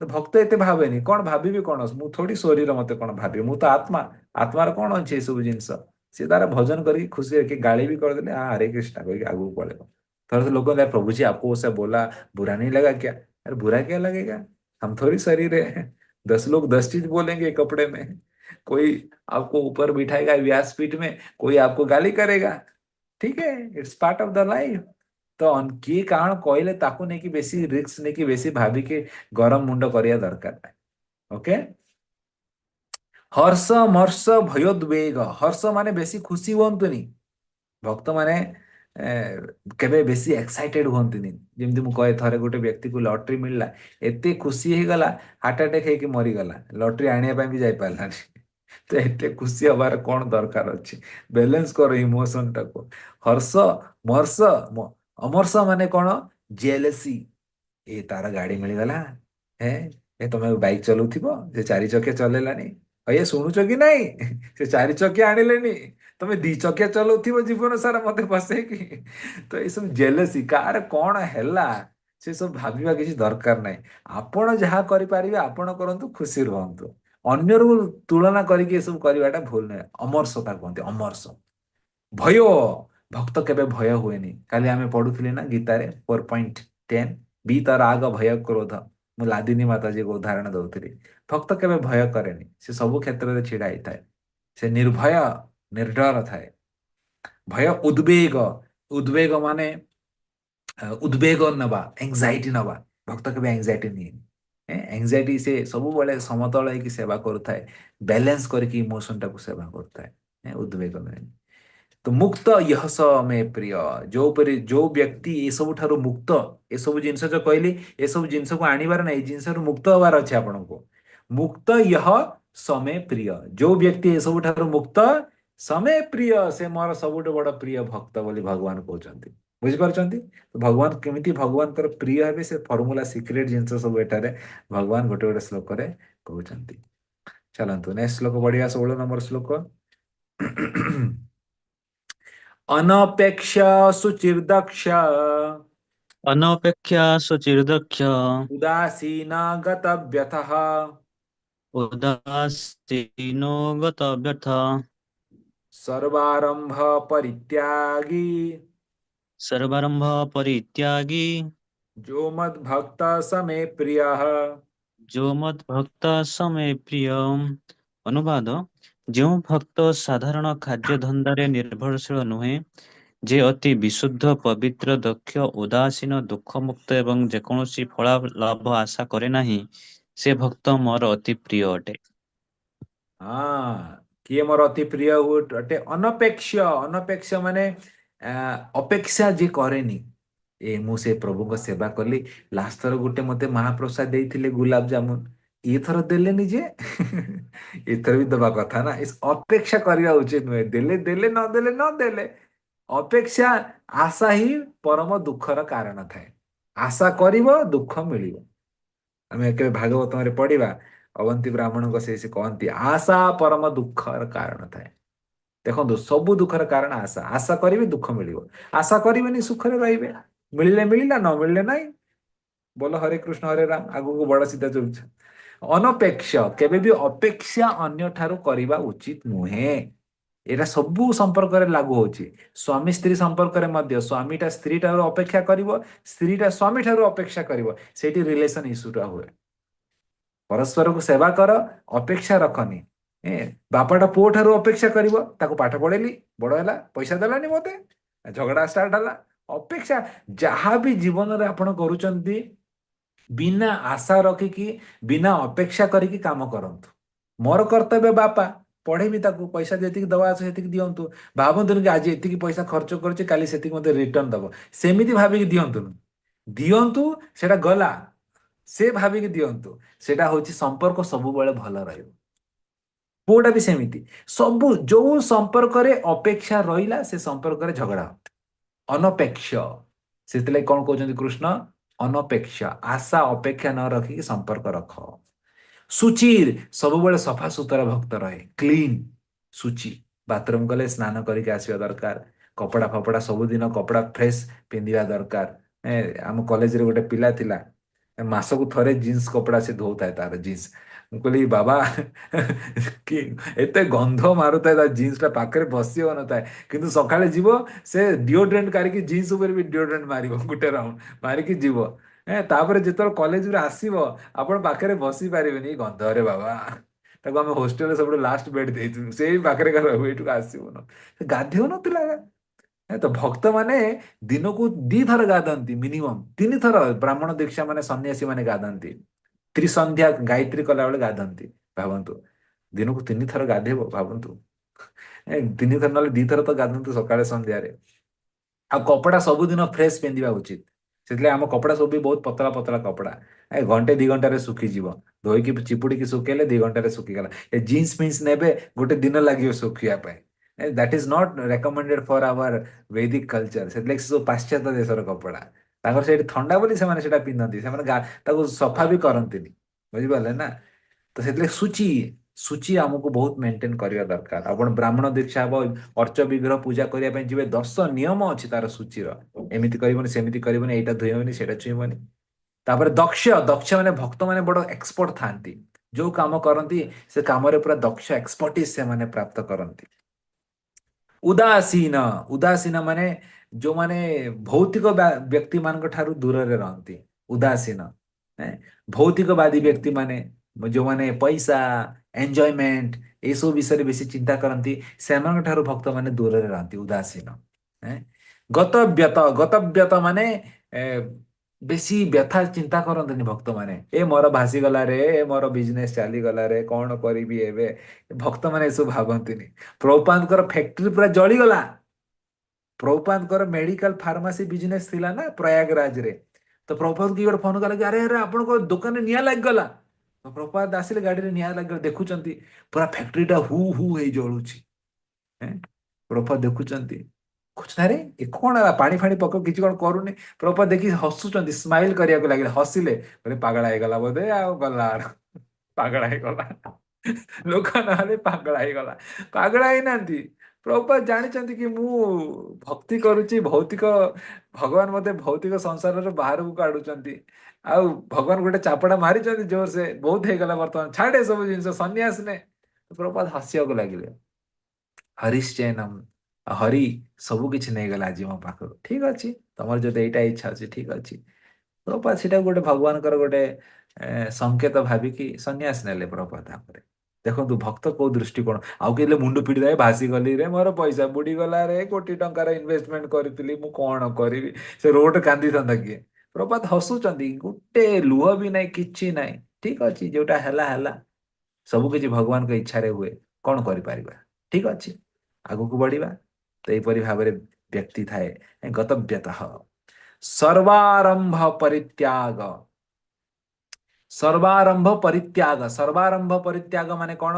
ସବୁ ପ୍ରକାର ଭୌତିକ ପ୍ରୟାସ ସବୁ ନା ବେଶୀ କରେନି ଭକ୍ତ। ଟିକେ ଯେତିକି ଦରକାର ସେତିକି କରିବ। ଆଉ ଏମିତି ନାଇଁ କି କରିବା ପାଇଁ ପୁରା ମୁଣ୍ଡ ପିଟିକି ପୁରା ତା ଭିତରେ ପଶିଯିବ, ନାମ ଜପ, ଗୀତା ଭାଗବତ ପଢିବାଟା ଛାଡିଦବ, ସେମିତି ନାହିଁ। ସେ ଜାଣିଛି 6 ଘଣ୍ଟା ଶୋଇବି, 4-5 ଘଣ୍ଟା ଭକ୍ତି କରିବି, ଆଉ ଯୋଉ 7-8 ଘଣ୍ଟା ରହିଲା ପଇସା କମେଇବା ପାଇଁ ଚାକିରି କରିବି। ଆକୁ ବାଲାନ୍ସ କରିବ। ହେଁ, ଯୋଉ ମଦ ଭକ୍ତ, ଯୋଉ ମୋର ଭକ୍ତ ଏମିତି କାର୍ଯ୍ୟ କରିଥାଏ ସମେ ପ୍ରିୟ, ସେ ମୋର ସବୁଠାରୁ ପ୍ରିୟ। ତ ସବୁ ଶ୍ଲୋକରେ ଏଣ୍ଡିଂ ଟା ଲାଇନ କମନ ଲାଇନ, ସମେ ପ୍ରିୟ, ମୋର କିଏ ପ୍ରିୟ? ତ ଆପଣ ଏତେ ଗୁଡେ ଶ୍ଲୋକ ଯୋଉ ଅଛି 13 ନମ୍ବର 20 ନମ୍ବର ଶ୍ଲୋକକୁ ପଢନ୍ତୁ। ଏ ସବୁ ଗୁଣ ଆପଣ ଯେତେ ନିଜ ଜୀବନରେ ଆଣିବେ ସେତେ ଭଗବାନଙ୍କର ଆପଣ ପ୍ରିୟ ହେଇପାରିବେ। ଚାଲନ୍ତୁ 17 ନମ୍ବର ଶ୍ଲୋକ ପଢିବା। जो न हृष्यति न द्वेष्टि जो न हृष्यति न दृष्टि न शोचति न काङ्क्षति न शोचति न काङ्क्षति शुभाशुभ परित्यागी शुभाशुभ परित्यागी भक्तिमान् च स मे प्रियः। ଭକ୍ତିମାନ ଯ ସମେ ପ୍ରିୟ। ଅନୁବାଦ, ଯେ ଆନନ୍ଦିତ ହୁଏ ନାହିଁ କି ଦୁଃଖିତ ହୁଏ ନାହିଁ, ଯେ ବିଷାଦିତ ହୁଏ ନାହିଁ କି କୌଣସି ପ୍ରକାର କାମନା ପୋଷଣ କରେ ନାହିଁ, ଏବଂ ଯେ ଶୁଭାଶୁଭ ଭୟକୁ ପରିତ୍ୟାଗ କରେ, ସେ ମୋର ଅତି ପ୍ରିୟ। ତିନିଟା ଜିନିଷ କହିଲେ ଏଠାରେ। ତିନିଟା ଜିନିଷ। ୟୋ ଯୋ ନା ହୃଷ୍ୟତି ନା ଦ୍ୱେଷ୍ଟି, ବେଶୀ ହୃଷ୍ୟତି ମାନେ ବେଶୀ ଖୁସି ହେଇଯିବା, ଏକ୍ସାଇଟେଡ। ଏଇଟା ରିପିଟ ହେଲା ଗୋଟେ ଦୃଷ୍ଟିକୋଣରୁ, ଥିଲା ଆଗରେ ସୁଖ ଦୁଃଖ। ଯୋ ନା ହୃଷ୍ୟତି ନା ଦ୍ୱେଷ୍ଟି, କିନ୍ତୁ ଟିକେ ସ୍ଲାଇଟଲି ଅଲଗା ଅଛି। ମାନେ ଅନ୍ୟକୁ ବେଶୀ ଖୁସି ହବନି ବା ବେଶୀ ଅନ୍ୟକୁ ଘୃଣା କରିବନି। ବୁଝିପାରିଲେ ନା? ମତେ ଏଇଟା ମିଳିଗଲା ବୋଲି ବେଶୀ ଖୁସି ହେଇଯିବନି ସେ। ଠିକ ଅଛି, ଆଜି ମତେ ମିଳିଲା, କାଲି ଆଉ କାହାକୁ ମିଳିବ, ଟେକ୍ ଇଟ୍ ଲାଇଟଲି। ଏ ତାକୁ ମିଳିଗଲା, ପ୍ରଭୁ ତାକୁ ଦେଇଦେଲେ, ତାକୁ ଦ୍ୱେଷ ଦ୍ୱେଷ କରିବନି। ଠିକ ଅଛି, ତାକୁ ଆଜି ଦେଲେ କାଲି ସକାଳେ ଆଉ କାହାକୁ ଦେବେ, କାଲି ସକାଳେ ମତେ ବି ଦେବେ। ତ ଏଇପରି ଭାବରେ ସେ କେବେ ଯିବନି। ନା ଶୋଚତି ନା କାଂକ୍ଷତି। ନା ଶୋଚତି ବୋଲେ ଏ ବାବା ମତେ ମିଳିଲାନି ବାବା, ତାକୁ ମିଳିଗଲା ବୋଲି ବସିକି କାନ୍ଦିକି ଗୋଟେ ଜାଗାରେ ବସିବନି। ନା ଶୋଚତି ନା କାଂକ୍ଷତି, ମତେ ମିଳିବ ମତେ ମିଳିବ ମତେ ଦେବେ ପ୍ରଭୁଜି, ବେଶୀ ଆଶା ବି ସେ କରିବନି। ବୁଝିପାରିଲେ ନା? ତ ଜୀବନଟା ଯଦି ଗୋଟେ ମିଳିନି, ତ ବ୍ୟକ୍ତି ସବୁ ଆଶା କରିଥାଏ, ଏ iPhone 17 ଆସିଗଲା ବାବା, iPhone 17 ମତେ କେମିତି ମିଳିବ? iPhone 17ରେ କେତେ ଲୋକ କଣ କରିଦେଲେ ସମାଜରେ, ଆପଣ ଜାଣିଛନ୍ତି? iPhone 17ରେ ପିଲା ସୁଇସାଇଡ କରିଦେଲେ, ବାପା iPhone 17 ଦେନାନି ବୋଲି। ବୁଝିପାରିଲେନି? କାଂକ୍ଷାତି, ବହୁତ ଆକାଂକ୍ଷା ରଖିବା, ଏଇଟା ଦରକାର ଏଇଟା ଦରକାର ଏଇଟା ଦରକାର, ଏଇଟା ପାଇବି ଦରକାର ମତେ। ନା କାଂକ୍ଷା, ସେ ଆଶା ମିଳିଲେ ମିଳିଲା, ନହେଲେ ନାଇଁ। ନା ଶୋଚତି, ଯଦି ହଜିଗଲା, iPhone 17 ମିଳିଥିଲା ଆଉ iPhone 17ଟା ଆପଣଙ୍କ ହଜିଗଲା ତା ପରଦିନ, ମୁଣ୍ଡ ପିଟି ଦବ ପିଲାଟା। ନା ଶୋଚତି, ଦୁଃଖ କରିବା ଦରକାର ନାହିଁ, ନଥିଲା ଭାଗ୍ୟରେ, ଗଲା ଗଲା, ଠିକ ଅଛି, ଆଉ ଥରେ ଆଣ୍ଡ୍ରଏଡକୁ ଆସିଯିବା। ବୁଝିପାରିଲେ?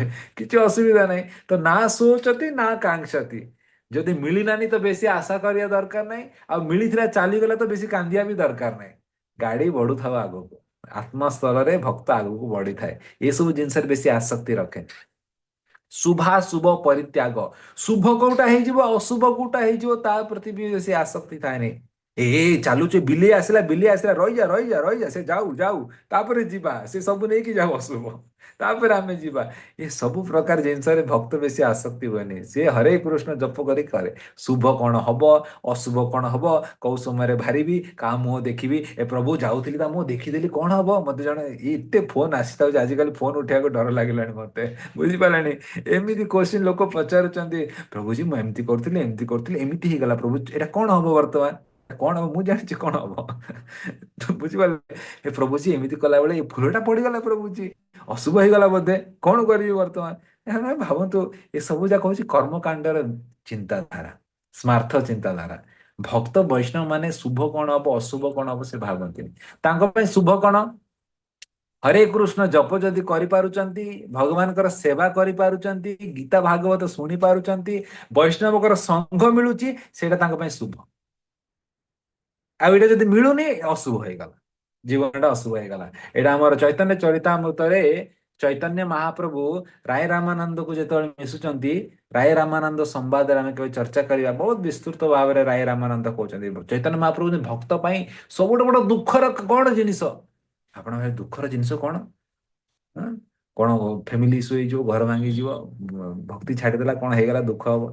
କହୁଛନ୍ତି ଭକ୍ତଙ୍କର ସଙ୍ଘ ଯଦି ମିଳିବନି, ବୈଷ୍ଣବ ପାଇଁ ସବୁଠୁ ବଡ ଦୁଃଖର ଜିନିଷ ସେଇଟା। ବୈଷ୍ଣବ ସଂଘ ସୁଖର ଜିନିଷ, ବୈଷ୍ଣବ ସଂଘ ଚାଲିଗଲେ ସବୁଠୁ ବଡ ଦୁଃଖର ଜିନିଷ ସେଇଟା। ବୁଝିପାରିଲେ? ତ ଭକ୍ତିମାନ ୟ ସମେ ପ୍ରିୟ, ଯୋଉ ଭକ୍ତ ଏସବୁ ଜିନିଷକୁ ପାଳନ କରିପାରେ ସମେ ପ୍ରିୟ, ସେ ମୋର ସବୁଠୁ ପ୍ରିୟ ଭକ୍ତ ବୋଲି ଭଗବାନ କହୁଛନ୍ତି। 18 ନମ୍ବର ଶ୍ଲୋକ ପଢିବା। ସମଃ ଶତ୍ରୁ ଚ ମିତ୍ରେ ଚ समः शत्रु च मित्रे च ତଥା ମାନ ଅପମାନୟୋ तथा मानमपमानयो। ଶୀତୋଷ୍ଣ ସୁଖ ଦୁଃଖସୁ शीतेष्ण सुख दुःखेषु समसंग विवर्जिता समसंग विवर्जितः। तुल्य निंदा स्तुतिर्मौनी तुल्य निन्दास्तुतिर्मौनी। संतुष्ट येन केनचित् सन्तुष्ट येन केनचित्। अनिकेतः स्थिरमतिर् अनिकेतः स्थिरमतिर्। भक्तिमान् मे प्रियो नरः। ଭକ୍ତିର୍ମାନ୍ମି ପ୍ରିୟ ନରଃ। ଅନୁବାଦ, ଯେ ଶତ୍ରୁ ଓ ମିତ୍ରଙ୍କ ପ୍ରତି ସମଭାବାପନ୍ନ, ଯେ ମାନ ଓ ଅପମାନରେ, ଶୀତ ଓ ଗ୍ରୀଷ୍ମରେ, ସୁଖ ଦୁଃଖରେ ଏବଂ ନିନ୍ଦା ପ୍ରଶଂସାରେ ସମଭାବାପନ୍ନ, ଯେ ସମସ୍ତ ସର୍ଙ୍ଗ ବର୍ଜିତ, ସର୍ବଦା ମୌନୀ ଏବଂ ଯାହା କିଛି ପାଇଲେ ବି ସନ୍ତୁଷ୍ଟ, ଯେକୌଣସି ସ୍ଥାନରେ ନିବାସ ମିଳିଲେ ବି ସନ୍ତୁଷ୍ଟ, ସେଥିପାଇଁ କିଛି ଭାବେ ନାହିଁ, ଯେ ଜ୍ଞାନରେ ଦୃଢ଼ ଏବଂ ଭକ୍ତି ଯୋଗରେ ସେବାରତ, ସେ ମୋର ଅତି ପ୍ରିୟ। ତ 18 19 ନମ୍ବର ଦିଟା ଶ୍ଲୋକରେ ଦିଟା କ୍ଲବ କରିକି ମେ ପ୍ରିୟ ନରହ, ସେ ନରଟା ମୋର ସବୁଠାରୁ ପ୍ରିୟ, ମନୁଷ୍ୟଟା ମୋର ସବୁଠାରୁ ପ୍ରିୟ କିଏ? 18 ନମ୍ବର ଶ୍ଲୋକ ଦେଖନ୍ତୁ କଣ କହୁଛନ୍ତି ଭଗବାନ। ତିନିଟା ସ୍ତରରେ ଇନ୍ଦ୍ରିୟକୁ ନିୟନ୍ତ୍ରଣ କରିବାର ଭଗବାନ ଏଠାରେ ଗୋଟେ ଦଉଛନ୍ତି। କଣ? ଶୀତୋଷ୍ଣ ସୁଖ ଦୁଃଖଦା। ହୁଁ? ତ ଭଗବାନ ପ୍ରଥମେ ଶୀତ ଉଷ୍ଣ ସୁଖ ଦୁଃଖ। ଏବେ ଥଣ୍ଡା ମାସ ଷ୍ଟାର୍ଟ ହେଲାଣି, ସକାଳେ ମୁଁ ଯାଉଥିଲି ମର୍ଣ୍ଣିଂ ପ୍ରୋଗ୍ରାମ ଦେଖୁଥିଲି, ଥଣ୍ଡା ଲାଗିଲାଣି, ସମସ୍ତେ ସ୍ୱେଟର ପିନ୍ଧିକି ଆସିଲେଣି, ମୁଁ କହିଲି ବାବା ଶୀତ ମାସ ଷ୍ଟାର୍ଟ ହେଇଗଲାଣି, ଆଜି ବୃନ୍ଦାବନ ଯିବି, ତ ମୁଁ ସ୍ୱେଟର ଫୁଟର ରାତି ବସି କାଢିଲି, କହିଲି ବୃନ୍ଦାବନ ତ ଶୀତ ଆହୁରି ବେଶୀ ଥିବ ନର୍ଥ ଇଣ୍ଡିଆରେ। ଶୀତ ମାସରେ ଦେଖନ୍ତୁ ସମସ୍ତେ କହି ଶୀତ ଲାଗିଲା ଶୀତ ଲାଗିଲା, ସ୍ୱେଟରଟା ପିନ୍ଧ ସ୍ୱେଟର ପିନ୍ଧ ବାବା, ରୁମ୍ ହିଟର ଲଗାଅ। ଗରମ ଆସିଗଲେ ଏ କଟନ କ୍ଲଥ ପିନ୍ଧ, ଏସି ଲଗାଅ, ଗରମ ଲାଗିଲା ରେ ଗରମ ଲାଗିଲା। ତ ଶୀତ ଉଷ୍ଣ ସୁଖ ଦୁଃଖଦା, ଶୀତ ମାସ ବା ଗରମ ମାସ, ଏଇଠି ସେ ସୁଖ ଦୁଃଖ ଉପରେ ସେ ତା ଉପରକୁ ଥାଏ, କାରଣ ସେ ଜାଣିଛି ଶୀତ ମାସଟା ଆଜି ରହିଲା, 2 3 ମାସ ପରେ ଗରମ ମାସ ଆଉଥରେ ଆସିବ, ଏଟା ଚେଞ୍ଜ ହବ। ସେଇଠି ସେ ବେଶୀ ବିଚଳିତ ହୁଏନି।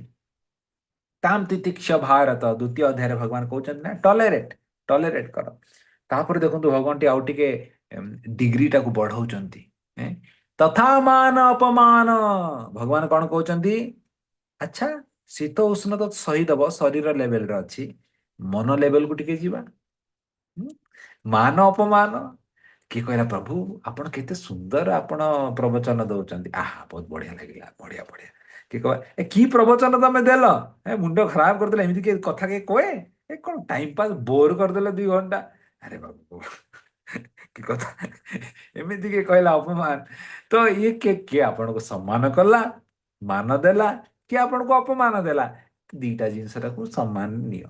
ଏ ସଂସାରରେ ବହୁତ ପ୍ରକାର ଲୋକ ଅଛନ୍ତି, କିଏ ଆପଣଙ୍କୁ ଭଲ ଲାଗିଲା ତ ଆପଣଙ୍କୁ ସମ୍ମାନ କରିବ, କିଏ କହିବ ଆରେ ଟାଇମ ପାସ୍ କରନ୍ତି ଏ ପ୍ରଭୁ, ଖାଲି ଇଆଡେ ସିଆଡେ ଜିନିଷ କହନ୍ତି, କିଏ ଅପମାନ ଦେଲା ତାକୁ ବି ଲାଇଟଲି ନିଅ, ବେଶୀ ଟେନସନ ନେବା ଦରକାର ନାହିଁ। ବହୁତ ପ୍ରକାର ଲୋକ ରହିବେ ସଂସାରରେ। ତ ଏଇଟା ମାନସିକ ସ୍ତରରେ ଭଗବାନ କହିଲେ। ଆଉ ଟିକେ ଡିପ୍ କୁ ଯିବା। ହେଁ? ଅହଙ୍କାର ସ୍ତରକୁ ବର୍ତ୍ତମାନ ଭଗବାନ କହିବେ ସମ ଶତ୍ରୁ ଚ ମିତ୍ର ଚ, ଶତ୍ରୁ ଆଉ ମିତ୍ରକୁ ଗୋଟେ ସ୍ତରରେ ଦେଖିବା। ଅହଙ୍କାରକୁ ନା ଇଗୋ, ଶତ୍ରୁଟା ମାନେ ଇଗୋକୁ ନା, ଇଏ ମୋର ଶତ୍ରୁ ଇଏ ମୋର ମିତ୍ର, ଇଗୋ ହଟାଯାଏ। ତ ଶତ୍ରୁ ମିତ୍ରକୁ ବି ଗୋଟେ ଦୃଷ୍ଟିକୋଣରୁ ଦେଖିବା, ଏଇଟା ହଉଛି ସବୁଠାରୁ ସର୍ବଶ୍ରେଷ୍ଠ। ତ ତିନିଟା ଲେଭେଲରେ ଭଗବାନ କହୁଛନ୍ତି, ପ୍ରଥମେ ଶାରୀରିକ ଲେଭେଲରେ ଶୀତ ଉଷ୍ଣ ଥଣ୍ଡା ଗରମ, ତାର ମାନସିକ ଲେଭେଲରେ ମାନ ଅପମାନ, ତାପରେ ଅହଙ୍କାର ଲେଭେଲରେ ଶତ୍ରୁ ମିତ୍ରକୁ, ଏଇଟା ଦେଖିବାଟା ବଡ କଷ୍ଟକର। ପ୍ରଭୁ ଯାହା କହିଦିଅ ତା ବିଷୟରେ ମତେ କୁହନି, ତା ମୁହଁ ଦେଖିଲା ବେଳେ ମୋ ପାରା ଚଢି ଯାଉଛି, ମୁଣ୍ଡ ଖରାପ ହେଇଯାଉଛି, ତା ମୁହଁ ଦେଖିବିନି, ଯାହା ବି କହ ତା ସହିତ ମୁଁ ସାଙ୍ଗ ହେଇପାରିବିନି, ଏମିତି ଲୋକ କହନ୍ତି। ଆରେ ଭକ୍ତ, ଆରେ ଯୋଉ ଭକ୍ତ ହେଇଥା, ମତେ ଜଣା ନାହିଁ ତା ମୁହଁ ଦେଖିଲା ପରେ କଣ ହେଇଯାଉଛି, ମୋ ମୁଣ୍ଡ ଖରାପ ହେଇଯାଉଛି, ସେ ଭକ୍ତ ସହିତ ମୁଁ ସେବା କରିପାରିବିନି, ଏମିତି କହୁଛନ୍ତି ଭକ୍ତ ମାନେ, ଆଶ୍ଚର୍ଯ୍ୟ ଲାଗିବ। କିନ୍ତୁ ଅଛନ୍ତି କଣ, ଭଗବାନ କହୁଛନ୍ତି ନା ନା ନା ନା, ସମ ଶତ୍ରୁ ଚ ମିତ୍ର ଚ, ସମସ୍ତଙ୍କ ସହିତ ମିତ୍ରତା ହେଇକି ଆମକୁ ସେବା କରିବା ଉଚିତ। ସେତେବେଳେ କରିଲେ ଭଗବାନ ତମକୁ ବହୁତ ପ୍ରେମ କରିବେ। ସମ ସଙ୍ଗ ବିବର୍ଜିତ। ଏହିପରି ଭାବରେ ଯୋଉ ଭୌତିକବାଦୀ ଲୋକମାନଙ୍କ ଅଛନ୍ତି ତାଙ୍କର ସଙ୍ଗକୁ ବିବର୍ଜିତ, ତାଙ୍କୁ ସଙ୍ଗକୁ ତ୍ୟାଗ କର। ତାପରେ 19 ନମ୍ବର ଶ୍ଲୋକରେ କଣ କହୁଛନ୍ତି? ତୁଲ୍ୟ ନିନ୍ଦା ସ୍ତୁତିର ମୌନି। କିଏ ଆପଣଙ୍କୁ ସ୍ତୁତି କରିଲା, ପ୍ରଭୁ କେତେ ସୁନ୍ଦର ଆପଣ ଗାଉଛନ୍ତି, ଆହା ହା। କିଏ ଆପଣଙ୍କୁ ନିନ୍ଦା କରିଲା, ଆରେ କିଏ ଗାଇଲା ରେ ବାବା, ମୁଣ୍ଡ ଖରାପ କରିଦେଲା, ଜାଗା ଛାଡିବାକୁ ବି ହଉଛି। ଏମିତି କିଏ ଗାଆନ୍ତି ଭଜନ? ନିନ୍ଦା କରିଲା କିଏ? ଠିକ ଅଛି, ଆପଣ ଭଗବାନ ପାଇଁ ସେବା କରିଥିଲେ, ଗାଇଥିଲେ, ଆପଣ ଖୁସି ରୁହନ୍ତୁ। ତାର ନିନ୍ଦାରେ କାହିଁ ଏତେ ଟେନସନ ନଉଛନ୍ତି? ତୁଲ୍ୟ ନିନ୍ଦା ସ୍ତୁତିକୁ ତୁଲ୍ୟ ନିଅନ୍ତୁ। ମୌନି, ମୌନି ବାବା ହେବେନି ବାବା। ମୌନି ବାବା ପ୍ରଭୁପାଦ ବହୁତ ସୁନ୍ଦର ଭାବରେ କହୁছে, ମୌନି ମାନେ ଯୋଉ ଏମିତି ଥାଏ। ଇଏ ଆମର ମୌନି ବାବା କିଛି କହିବେନି, ଆଜି ମୌନ ବ୍ରତରେ ଅଛନ୍ତି। ଭକ୍ତ ପାଇଁ ମୌନ ବ୍ରତ କଣ? କୃଷ୍ଣ କଥା କରିବା ହଉଛି ମୌନ ବ୍ରତ, ପ୍ରଭୁପାଦ କହୁଛନ୍ତି। ଭକ୍ତ ମୌନ ମାନେ ଅଯଥା ପ୍ରଜଲ୍ପା ଆମକୁ କରିବା ଉଚିତ ନୁହେଁ। କରିବା କଣ? କୃଷ୍ଣ କଥା, ଭଗବାନଙ୍କର ପ୍ରବଚନ କଥା କୀର୍ତ୍ତନ କରିବା, ନାମ ଜପ କରିବା, ଅଯଥା ପ୍ରଜଲ୍ପ କରିବାନି। ସେଇଟା ହଉଛି ମୌନ ହବା ପାଇଁ। ବୁଝା ପଡିଲା? କାର୍ତ୍ତିକ ବ୍ରତରେ ବହୁତ ଭକ୍ତମାନେ ଏମିତି ପ୍ରତିଜ୍ଞା ନିଅନ୍ତି, ଆମେ ମୌନ ବ୍ରତ କରିବୁ। ମୌନ ମାନେ କଣ? ଏମିତି ନାହିଁ କି ସେମାନେ କଥା କହିବେନି, ଯାହା ବି କହିବୁ କୃଷ୍ଣଙ୍କ ରିଲେଟେଡ ଆମେ କହିବୁ, ଭଗବାନଙ୍କ ରିଲେଟେଡ କହିବୁ, ବାକି କିଛି କହିବୁନି। ବାକି ପାଇଁ ମୌନ। ବୁଝିପାରିଲେ? ସନ୍ତୁଷ୍ଟ ଇଏନ କେନଚିତ୍, ଇଏନ କେନ ପ୍ରକାରରେ ସନ୍ତୁଷ୍ଟ ରହିଲା। ତା ଆଜି ପ୍ରଭୁ ଘରକୁ ଯାଇଥିଲେ, 56 ଭୋଗ ଖୁଆଇଲେ ପ୍ରଭୁଜୀକୁ। ଆରେ ବାବା କି ବଢିଆ ଭୋଗ। କାଲି ଯାଇଥିଲେ, ଆରେ ଭାତ ଡାଲମା ଖୁଆଇଦେଲେ ପ୍ରଭୁ। ତ ସନ୍ତୁଷ୍ଟ ରହିବା, ଯୋଉଟା ଯେବେ ମିଳିଲା ସେଇଠି ସନ୍ତୁଷ୍ଟ ରହିବା। ବେଶୀ କିଛି ଆଶା କରିବା ଉଚିତ ନୁହେଁ। Simple living, high thinking. ଅନିକେତ, ଅନିକେତ ମାନେ ଯାହାର ଘର ନାହିଁ, ଅନିକେତ। ହେଁ, ଘର ଥାଉ ନଥାଉ ସନ୍ତୁଷ୍ଟ ରହିବା ଦରକାର। ଅନଆଟାଚ ଟୁ ଘର, ଘର ସହିତ ସେହାର ଆଟାଚମେଣ୍ଟ ନାହିଁ। ମାନେ ମୁଁ ଏଇ ଜାଗାରେ କେବେ କେବେ ଆଟାଚମେଣ୍ଟ ବି ହେଇଯାଏ। ଯୋଉ ଜାଗାରେ ଆପଣ ରହିବେ, ଦେଖନ୍ତୁ ଗୋଟେ ମତେ ଭକ୍ତ କହିଲା, ପ୍ରଭୁ ମୋ ବେଡରେ ଏକା ଶୋଇଲେ ମତେ ନିଦ ଲାଗୁଛି, ଆଉ କୋଉଠି ଶୋଇଲେ ନିଦ ଲାଗୁନି। ଆରେ କି ଆସକ୍ତି, ତ ବେଡ ଟା ନେଇକି ତୁ ଯିବୁ ନା କୁଆଡେ? ଯୋଉଠି ଶୋଇଲେ ତ ଶୋଇବୁ, ବେଡରେ ଏକା ଶୋଇଲେ ନିଦ ଲାଗୁଛି। କି ଆସୁଛି ଗୋଟେ କଥା କହିଲା, ମୁଁ କହିଲି ପ୍ରୋଗ୍ରାମ କରିବା ସେଇଠି ରାତି ରହିଯିବା। କହିଲେ ନା ନା ନା ମୁଁ ଆସିବି, ମୁଁ ତୋ ପାଇଁ କଣ ଆଉ ଗୋଟେ ଗାଡି ବୁକ୍ କରିକି ପଠେଇବି ରାତି 12ଟାରେ, ଶୋଇ ପଡିଆ ସକାଳେ ଆସିବା। ନା ମୋ ବେଡରେ ଶୋଇଲେ ମତେ ନିଦ ଲାଗିବ। କି ଆସୁଛି ଲୋକ। ମୁଁ କହିଲି ଗୋଟେ ରାତିରେ ଶୋଇପାରିବୁନି ଗୋଟେ ଅନ୍ୟ ବେଡରେ, ବେଡରେ ଶୋଇଲେ ନିଦ ଲାଗିବ। ତ କଣ କହୁଛନ୍ତି ଭଗବାନ? ଅନିକେତ, ଯିଏ ନିଜର ବସ୍ତୁ ପ୍ରତି ଅନାସକ୍ତ ଥାଏ, ନିଜର ବେଡ, ନିଜର ଘର ଅନାସକ୍ତ ଥାଏ, ଯୋଉଠି ମିଳିଲା ସେଇଠି ଆଡଜଷ୍ଟ ହବା ପାଇଁ ଆପଣ ଫ୍ଲେକ୍ସିବିଲିଟି ଥିବା ଦରକାର। ସ୍ଥିର ମତିର, ସ୍ଥିର ମତିର ମାନେ ତାର ମତି, ତାର ବୁଦ୍ଧିଟା ସ୍ଥିର ଥିବ, ବିଚଳିତ ହବନି। କିଏ କଣ କହିଦେଲେ ଏ କଣ ହେଇଗଲା, କଣ କରିବି, ନାହିଁ। ସ୍ଥିର ଥଣ୍ଡା ମୁଣ୍ଡରେ ଭାବିକି ଚିନ୍ତିକି ଆମକୁ କାର୍ଯ୍ୟ କରିବା ଉଚିତ। ଭକ୍ତିମାନ ମେ ପ୍ରିୟ ନରହ, ଯୋଉ ଭକ୍ତ ପାଖରେ ଏ 18 ନମ୍ବର 19 ନମ୍ବର ଦିଟା ଶ୍ଲୋକର ଏସବୁ ଗୁଣ ଅଛି, ମେ ପ୍ରିୟ ନରହ, ସେ ମୋର ସବୁଠୁ ପ୍ରିୟ ଅର୍ଜୁନ ବୋଲି ଭଗବାନ କହୁଛନ୍ତି। ଚାଲନ୍ତୁ ନେକ୍ସଟ ଶ୍ଲୋକ, ଲାଷ୍ଟ ଶ୍ଲୋକ ଆମର ପଢିବା ଏଇ ଅଧ୍ୟାୟର, ବର୍ଷ ନମ୍ବର 20। जेतु धर्मामृतम इदम जेतु धर्मामृतमिदं यथोक्तम पर्युपासते यथोक्तं पर्युपास्यते। श्रद्धदाना मत परमा श्रद्धधाना मत्परमा भक्तास्ते तीव मे प्रियः। ଭକ୍ତାସ୍ତେତିବ ମେ ପ୍ରିୟ। ଅନୁବାଦ, ଯେ ଏ ଅକ୍ଷୟ ଭକ୍ତି ଯୁଗ ମାର୍ଗକୁ ଅନୁସରଣ କରେ ଏବଂ ଯେ ପୂର୍ଣ୍ଣ ବିଶ୍ୱାସ ଓ ଶ୍ରଦ୍ଧା ସହ ମୋତେ ପରମ ଲକ୍ଷ୍ୟ ବୋଲି ଗ୍ରହଣ କରି ସେବାରତ ହୁଏ, ସେ ମୋର ଅତ୍ୟନ୍ତ ପ୍ରିୟ। ଶେଷରେ ଭଗବାନ କଣ କହନ୍ତି? ଯେ ତୁ, ଆରେ ପ୍ରଭୁ ଏସବୁ ଗୁଣ ମୋ ଦ୍ୱାରା ହବନି, କଣ ଲିଷ୍ଟ ଆପଣ କହିଲେ, ମୋ ମୁଣ୍ଡ ଗରମ ହେଇଗଲାଣି, କଣ ହବ କି ନାହିଁ। ତ ଭଗବାନ ଶେଷରେ ଗୋଟେ ଆଶା ଦଉଛନ୍ତି, ହବନି। ଗୋଟେ ଜିନିଷ କହୁଛି, ତମେ ଯେ ତୁ, ତୁ ମାନେ କିନ୍ତୁ, ପରନ୍ତୁ, ବଟ୍, ଭଗବାନ କହୁଛି ଯଦି ଏସବୁ ହଉନି ତାହେଲେ ଧର୍ମ ଅମୃତମ ଇଦମ, ତମେ କଣ କର? ଭକ୍ତିଟାକୁ ବହୁତ ଭଲ ଭାବରେ ପାଳନ କର। ହୁଁ? ଯଥ ଉକ୍ତମ ପରିଉପାସତେ, ଏ ଭକ୍ତିକୁ ପରିଉପାସତେ ମାନେ ପୂଜା କରିବା, ମାନେ ପୁରା ନିଷ୍ଠା ପୂର୍ବକ ଏକାନ୍ତିକ ଭକ୍ତି, ୱାନ୍ ପଏଣ୍ଟେଡ ଫୋକସ, ବ୍ୟବସାୟିକ ବୁଦ୍ଧି, ଏହିପରି ଭାବରେ ଭକ୍ତିଟାକୁ ତମେ ଭଲ ଭାବରେ କର। ଶ୍ରଦ୍ଧା ଦାନ ମତ ପରମମ୍, ପୁରା ଶ୍ରଦ୍ଧାରେ କର ଭକ୍ତିଟାକୁ। ଏମିତି ନାହିଁ କି ହଁ କରିବା ଟିକେ ଦେଖିବା କେମିତି କଣ ହଉଛି, ନା ପୁରା ଜୀବନ ଶ୍ରଦ୍ଧାଟାକୁ ଲଗେଇକି ମତ୍ ପରମ, ମତେ ତମ ଜୀବନର ପରମ ଗତିକୁ ମାନିକି ତମେ ସବୁ କିଛି ମୋ ଉପରେ ଧ୍ୟାନ କରିକି ମୋ ଭକ୍ତିଟା ଭଲ ଭାବରେ କର। ଭକ୍ତାସ୍ତେ ଥିବ ମେ ପ୍ରିୟ, କାରଣ ମୋ ଭକ୍ତ ମୋ ପାଇଁ ପ୍ରିୟ। ଆଉ ଜଣେ ଯଦି ବ୍ୟକ୍ତି ଭଗବାନ ଯୋଉଟା କହୁଛନ୍ତି ଶ୍ରଦ୍ଧା ପୂର୍ବକ ଯଦି ଭଗବାନଙ୍କର ନିଷ୍ଠା ପୂର୍ବକ ଯଦି ଐକାନ୍ତିକ ଭକ୍ତି କରେ ନା, ଅଟୋମେଟିକଲି ଏ ସବୁ ଗୁଣ ତା ଭିତରେ ଆସିଯାଏ। ଆମକୁ କୋର୍ସ କରିବା, ଆରେ ଏଇ ସବୁ ଗୁଣ ଆଣିବାର ଅଛି, ଚାଲ ଗୋଟେ କୋର୍ସ କରିବା, କେମିତି କେମିତି ଗୁଣ ଆଣିବା, ମୋଟିଭେଶନାଲ କୋର୍ସ କରିବା, ଇଏ କୋର୍ସ କରିବା। ଏଇଟା ସବୁ ଭୌତିକ ମଟେରିଆଲ କ୍ୱାଲିଟି ନୁହେଁ କି ଆପଣ କୋର୍ସ କରିକି ଆଣିଦେବେ। ଏସବୁ ଆଧ୍ୟାତ୍ମିକ କ୍ୱାଲିଟି ଯୋଉଟା କି ଆତ୍ମାରେ, ହୃଦୟରେ ଏଇଟା ପ୍ରକାଶ ହୁଏ। ଦିବ୍ୟ ଜ୍ଞାନ ହୃଦୟ ପ୍ରକାଶିତ, ଭଗବାନଙ୍କ କୃପାରେ ଏଇଟା ସବୁ ଜାଗୃତ ହୁଏ। ସେଥିଲାଗି ଶେଷରେ ଭଗବାନ କହୁଛନ୍ତି ମୋ ଭକ୍ତିଟା ମୋ ଉପରେ ଶ୍ରଦ୍ଧା ରଖିକି ଯଦି ତମେ ଭଲ ଭାବରେ କରିବ, ଅଟୋମେଟିକଲି ଏସବୁ ଯୋଉ ମୁଁ କହିଲି ଗୁଣ ଗୁଡ଼ିକ ତମ ଭିତରେ ଆପେ ଆପେ ଆପେ ଆପେ ସେ ସବୁ ଜାଗୃତ ହେଇଯିବ। ତ ଏହିପରି ଭାବରେ 12 ନମ୍ବର ଅଧ୍ୟାୟ ଆଜି ଆମେ ପଢିଲେ, ଯୋଉଠିକି ଭଗବାନ ତିନୋଟି ସେକ୍ସନରେ ଭଗବାନ ବହୁତ ସୁନ୍ଦର ଭାବରେ କହୁଛନ୍ତି। ପ୍ରଥମ ସେକ୍ସନ ଆମେ ପଢିଲେ, ପ୍ରଥମ ଅଧ୍ୟାୟରୁ 7 ନମ୍ବର ପ୍ରଥମ ଶ୍ଲୋକରୁ 7 ନମ୍ବର ଶ୍ଲୋକରେ ଭଗବାନ କହୁଛନ୍ତି ସାକାର ଆଉ ନିରଙ୍କାର ଦୁଇଟା ପୂଜା ମଧ୍ୟରେ କୋଉଟା ସର୍ବଶ୍ରେଷ୍ଠ? ବ୍ରହ୍ମବାଦୀ ନା ବୈଷ୍ଣବବାଦୀ, କିଏ ସର୍ବଶ୍ରେଷ୍ଠ? ବହୁତ open ended question, direct to the point, hitting on the Bulls I, Krishna is asking. ତ ଅର୍ଜୁନ ବହୁତ ସୁନ୍ଦର ଭାବରେ ଆନ୍ସର, ଅର୍ଜୁନ ଯେତେବେଳେ ପଚାରିଲେ କୃଷ୍ଣ ସୁନ୍ଦର ଭାବରେ ଆନ୍ସର ଦେଲେ କି ଅର୍ଜୁନ, ଯୋଉମାନେ ମୋର ଭକ୍ତି କରନ୍ତି ସାକାର ରୂପକୁ ସେମାନେ ସର୍ବଶ୍ରେଷ୍ଠ, ଆଉ ଯୋଉମାନେ ମୋର ନିରଙ୍କାର ରୂପକୁ ବ୍ରହ୍ମକୁ ପୂଜା କରନ୍ତି କ୍ଲେଶ ଅଧିକତର ସ୍ତେଷା, ବଡ କଷ୍ଟ ସେ ରାସ୍ତାଟା। ଆଉ ମୋର ଭକ୍ତି ରାସ୍ତାଟା ଯୋଉ କରନ୍ତି ବୈଷ୍ଣବ ମାନେ, ସେଟା କଣ ପାଇଁ ସହଜ? କାରଣ ମୁଁ ନିଜେ ମୋ କୃପା ଦିଏ, ମୁଁ ନିଜେ ସେମାନଙ୍କୁ ଉଦ୍ଧାର କରେ, କୃପା ସେଇଠି ଅଛି। କୃପା ଲାଗି ବୈଷ୍ଣବ ମାଧ୍ୟମ ଯୋଉ ଭକ୍ତି ରାସ୍ତାଟା ବଡ ସରଳ ରାସ୍ତାଟା ବୋଲି ଭଗବାନ କହିଲେ। ତାପରେ ଆମେ ଦେଖିଲେ 8 ନମ୍ବର ଶ୍ଲୋକରୁ 12 ନମ୍ବର ଶ୍ଲୋକ ଯାଏ ଦେଖିଲେ, ଯୋଉଠି ଭଗବାନ ଭକ୍ତି ଭକ୍ତି କରିବାର ଅନ୍ୟ ଅନ୍ୟ ସ୍ତର ସବୁ ଭଗବାନ କହିଲେ। ବୁଝିପାରିଲେ? ସବୁଠୁ ପ୍ରଥମେ ଭଗବାନ କହିଲେ ସବୁଠାରୁ ବେଷ୍ଟ ହଉଛି ମନ, ସ୍ମରଣାତ୍ମିକ ଭକ୍ତି। ମନଟା ଭଗବାନଙ୍କୁ 24 ଘଣ୍ଟା ଦବା, ସବୁବେଳେ ଭଗବାନଙ୍କ ବିଷୟରେ ଭାବିବା, ଯୋଉଟା କି ଭାବ ଷ୍ଟେଜ ଥାଏ, ସବୁଟା ହାଇଏଷ୍ଟ ଷ୍ଟେଜ ଥାଏ। ସେଇଟା ଯଦି ହେଇପାରୁନି, ଭଗବାନ କହିଲେ ବୁଦ୍ଧିଟା ଭଗବାନଙ୍କୁ ମୋ ସହିତ ଲଗାଅ। ଗୀତା ଭାଗବତ ପଢ, ଏଇସବୁ ପଢ। ପଢିବା ଦ୍ଵାରା କଣ ହବ? ତମେ ପଢିକି ମୋ ବିଷୟରେ ଭାବିବ।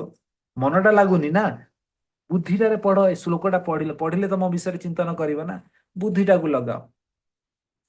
ଯୋଉଟା କି ମନନାତ୍ମିକା ଭକ୍ତି, ଯୋଉଟା କି ତଳେ ରୁଚି ଆସକ୍ତି ଷ୍ଟେଜରେ, ସେଇଟା ବି ହଉନି। ତ ଭଗବାନ କହିଲେ ଠିକ ଅଛି ଅର୍ଜୁନ, ଅଭ୍ୟାସ ରୂପ କର, ଜପ କର। ମନଟା ଯାଉଛି, ମନଟାକୁ ନେଇକି ଆଣିକି ପୁଣି ଥରେ ମୋ ସେବାରେ ଲଗାଅ। ଗୀତା ଭାଗବତ ପଢ, ମୋଟିଭେଟ ହୁଅ, ସବୁଦିନ କରିବା ପାଇଁ ଚେଷ୍ଟା କର। ଫେଲ ହଉଛ, ପୁଣି ଥରେ କର, ଅଭ୍ୟାସ କର, ପ୍ରାକ୍ଟିସ କର, ହେଇଯିବ। ଜଣେ ବ୍ୟକ୍ତି କହୁଛି ପ୍ରଭୁ ଏଇସବୁ ଇନ୍ଦ୍ରିୟ ଫିନ୍ଦ୍ରିୟ ମୋ ଦ୍ୱାରା ଏସବୁ ହବନି, ଆଉ କିଛି ରାସ୍ତା ଦିଅ। ଠିକ ଅଛି, କର୍ମ ରୂପ କାମ କର ମୋ ପାଇଁ, ସେନ୍ସେସକୁ ଏଙ୍ଗେଜ କର ମୋ ଦ୍ୱାରା। ମନ୍ଦିରରେ ଯାଇକି ଝାଡୁ ପୋଛା କର, ବୁକ୍ ଡିଷ୍ଟ୍ରିବ୍ୟୁସନ କର, ମନ୍ଦିର ପାଇଁ ଡୋନେସନ କଲେକ୍ସନ କର, ପ୍ରଭୁଜୀ କଣ ସେବା ଦେଲେ ସେବା କର, ଡାଇରେକ୍ଟ ସେବା କର, ସେନ୍ସେସକୁ ପ୍ରାକ୍ଟିକାଲି ଏଙ୍ଗେଜ କର। ତ ଏଇ 4ଟା ସ୍ତର କହିଲେ। ଶେଷରେ ଭଗବାନ କହିଲେ ଯଦି ଏଇଟା ବି ତୁ କରିପାରିବୁନି ମୂର୍ଖ, ତାହେଲେ ମୋ ପାଖକୁ କାହିଁକି ଆସୁଛୁ? ଯା, ତୁ ନିଷ୍କାମ କର୍ମ ଯୋଗ କରେ। ତୁ ତ ଯାହାକୁ ଦବାର ଅଛି ଡୋନେସନ ଦେ, ଯୋଉଟା କରିବାର ଅଛି କର, କିନ୍ତୁ ଫଳକୁ ଅନାସକ୍ତ ହେଇକି କାମ କରେ। ଯେତେବେଳେ ତୋର ହୃଦୟରେ ଟିକେ ଶୁଦ୍ଧିକରଣ ହେଇଯିବ, ସେତେବେଳେ ମୋର ଭକ୍ତି କରିବୁ। ତ ଏ 5ଟା ସ୍ତର ଆମେ ଦେଖିଲେ 8, 9, 10, 11, 12ରେ ଭଗବାନ କହୁଛନ୍ତି। ତାପରେ 13 ନମ୍ବର 20 ନମ୍ବର ଲାଷ୍ଟ ସେକ୍ସନରେ ଭଗବାନ କହିଲେ ମୋର ଯିଏ ଭକ୍ତ, ଯଦି ସତରେ ମୋର ପ୍ରିୟ ହବା ପାଇଁ ଚାହୁଁଛ, ତ ଏ ସବୁ ଗୁଣ ଗୁଡ଼ିକ ଭଗବାନ କହୁଛନ୍ତି, କ୍ୱାଲିଟି ଗୁଡ଼ିକ କହୁଛନ୍ତି। ଏ କ୍ୱାଲିଟି ଗୁଡ଼ିକ ଯଦି ଆପଣ ଆପଣ ନିଜ ଜୀବନରେ ଅନୁକରଣ କରିବେ, ଇନକଲକେଟ କରିବେ, ତାହେଲେ ମେ ପ୍ରିୟ, ଆପଣ ମୋର ପ୍ରିୟ ହେବେ। ତ ଏହିପରି ଭାବରେ ଭକ୍ତି ଯୋଗର ସେକ୍ସନଟା ସମାପ୍ତ ହଉଛି ଆଜି ଏଠାରେ।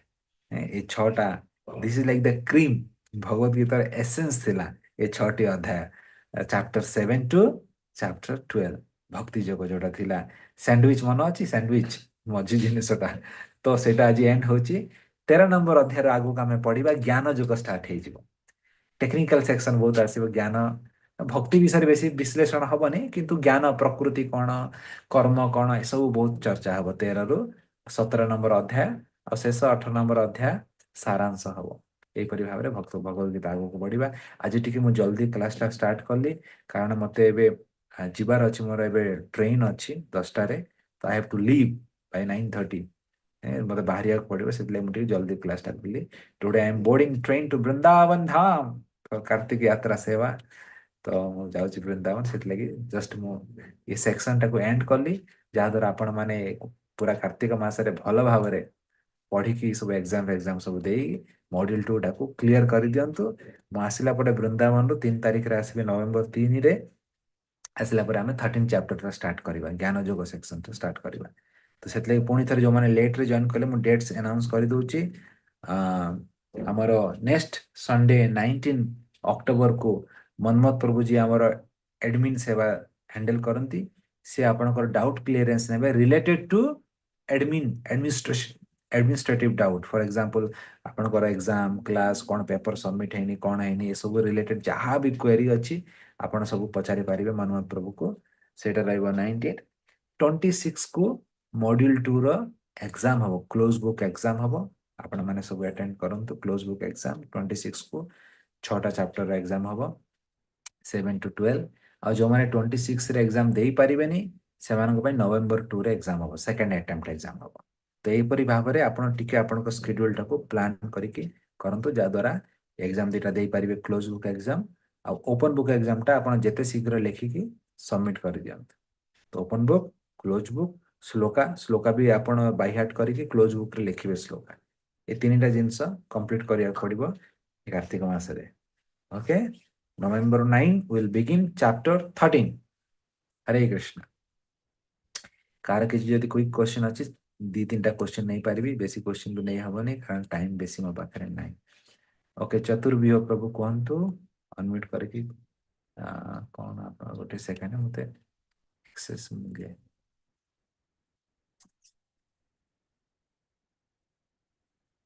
सेकंड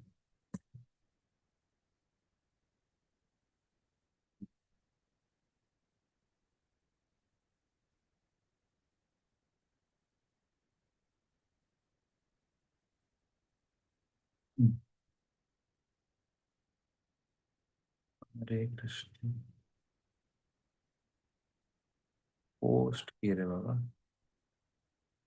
दामोदर प्रभु आपण होस्ट अछंती ना मोर डेस्कटॉप टाको आपण को होस्ट करंतु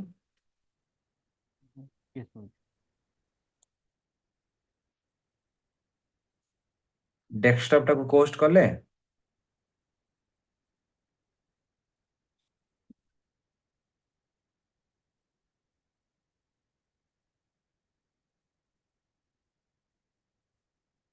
दामोदर आनंद प्रभु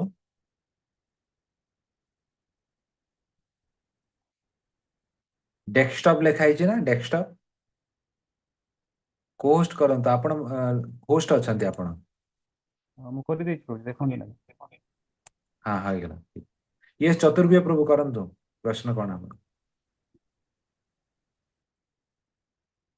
अनम्यूट करके कहंतु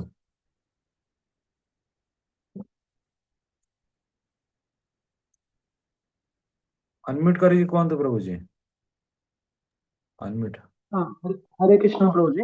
हरे कृष्ण ଆପଣ ଯୋଉ କହିଲେ ଯୋଉ ଶୁଦ୍ଧ ଭକ୍ତିର ଯୋଉ ଲାଷ୍ଟ 13 ରୁ 20 ଭିତରେ ଶୁଦ୍ଧ ଭକ୍ତିର ସବୁ ଲକ୍ଷଣ ସବୁ କହିଲେ ଆଉ ଯାହାର ଏଇ ସବୁ ଲକ୍ଷଣ ଅଛି ଭଗବାନଙ୍କର ଅତି ସେ ପ୍ରିୟ ଆଉ ସେ ଭଗବତ ଧାମକୁ ଯିବା ପାଇଁ ଯୋଗ୍ୟ କିନ୍ତୁ ଯୋଉ ଆମେ ଦେଖୁଛେ ପୁତନା ପୁତନା ଯୋଉ ଲୀଳାରେ ଦେଖୁଛେ ପୁତନା ତ ଏଇ ସବୁ ସେ ତାର ଏସବୁ ଗୁଣ କିଛି ନଥିଲା ଖାଲି ଗୋଟେ ଗୁଣ ଥିଲା କି ସେ ଭଗବାନଙ୍କର ନର୍ସ ଉପରେ ମାତା ରୂପରେ ଆସିକି ସେ ଇଏ କରିଥିଲା କିନ୍ତୁ ତାକୁ ପରମ ଗତି ଦେବାର କାରଣ କଣ? ताको परम गति दबार कारण यह कि जे भगवान बहुत दयालु भगवान बहुत कृपालु भगवान को पाखु जदि जी भी स्पर्श रे आसे तार शुद्धिकरण हवाटा ग्यारंटी से भक्त हो राक्षस हो बुझिपारे ना जमीती अग्निर स्पर्श रे जदि आसला गोटे जिनस से जली जीव सेमिति भगवान को स्पर्श रे जे भी आसु तार शुद्धिकरण हबो। भक्त माने भक्ति करिकी संघरे आसंती शुद्धिकरण हुअन्ति। आ जदि राक्षस भी आसिला, जेते राक्षस को भगवान मारिछन समस्त को मुक्ति देइछन्ति कि नहीं? मुक्ति देइछन्ति। किंतु पूतनाटा स्पेशल ताको मुक्ति देइनांती, ताको धात्रीर स्थान देइछन्ति, मार स्थान देले गोलोक वृंदावन रे। भावन्तु कोन पई?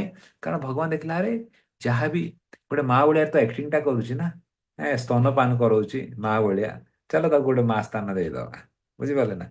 देखुना कि से विष लगेइक आसीची। तो भगवान को एटा स्वभाव कि आपणकर 1000टा खराब गुण थिबो ताको देखिबेनी, गोटे भल गुण थिले ताको देखिबे।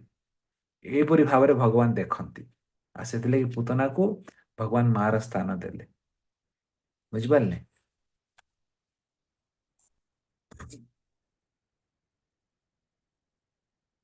ओके, नेक्स्ट कार प्रश्न अच्छी संयुक्ता आचार्य जी कहतु कौन प्रश्न?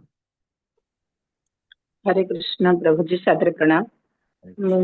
आमे हमर इस्कन ग्रुप तरफ हमर ग्रुप अछि, हम जी रात उठिकरी जप करछु, से मझरे से क्लास हैंडल करबा पड़छि। मो माने जप चली थिबो सेड मझरे कथा कहबा कथा न, किंतु मो जे दोची माता जी स्टार्ट करंतु मोर चल थाउछि, किंतु से मझरे मझरे जो जण को कहि दोछि सेतिर मोर किछ अपराध लागिबन त मो तो भाबु एटा मते राधा रानी को सेवा मिलछि भाबिकरी मो सेटा को करूछि।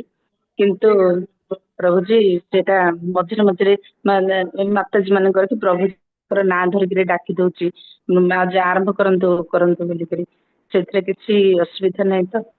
देखो आपण गोटे सेवा दिया जाइए, आ सेवाटा दिया जाइए तो सेवार को संपादन करने को पड़ो ना, जहाँ दरकार होची सेति हमको करने को पड़ो। किंतु थरे थरे जदि सेवा कला करने समय रे जदि गोटे वैष्णव को जदि खराब लगे, हट हो जाती, तार भी रिएक्शन आसीबो, एते नहीं कि आसीबन। बुझिपारले ना? सेतलागि जते आज्ञा प्रभु जी, मैं आज सकाळे जो गोटे माता डबल माला करबा मु कहली ना माता जी आउ जणे अछंती से करि सारंते तापरे आपण करिवे, सेतिबे जदि मानसिक किबा बाचिक मोर जदि किछ अपराध थाए मते क्षमा करि दबो तिके कहि कि मो वैष्णव मन को मोर क्षमा प्रार्थना भी मांगु छी। हाँ, तो से बहुत भल आपण करूछन्ती। सेवा करला परे शेष रे समस्त को क्षमा याचना मांगिबा उचित। भूल भूल जणा अजणा रे जदि भूल हो जाइछि, प्रभु जी हम विग्रह रखिछि, विग्रहंकर गोटे आखि रे माने स्नान बेले बाहरी गला, मु ताकू माने भगवान कहली भगवान केमति बाहरला, मते बहुत कष्ट हला।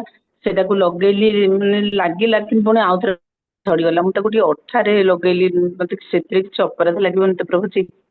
ना से आखिटा तो सेमिति का लगा जाए विग्रह रे, आखिटा जो थाए सेटा कोठारे का लगा जाए विग्रह। सेटा बाहरी गला जेमति कोणा हलिया दुसिला, त मते बहुत कष्ट हला सेटा देखि के। ना किछ असुविधा नहीं, भलार सेवा करंतु।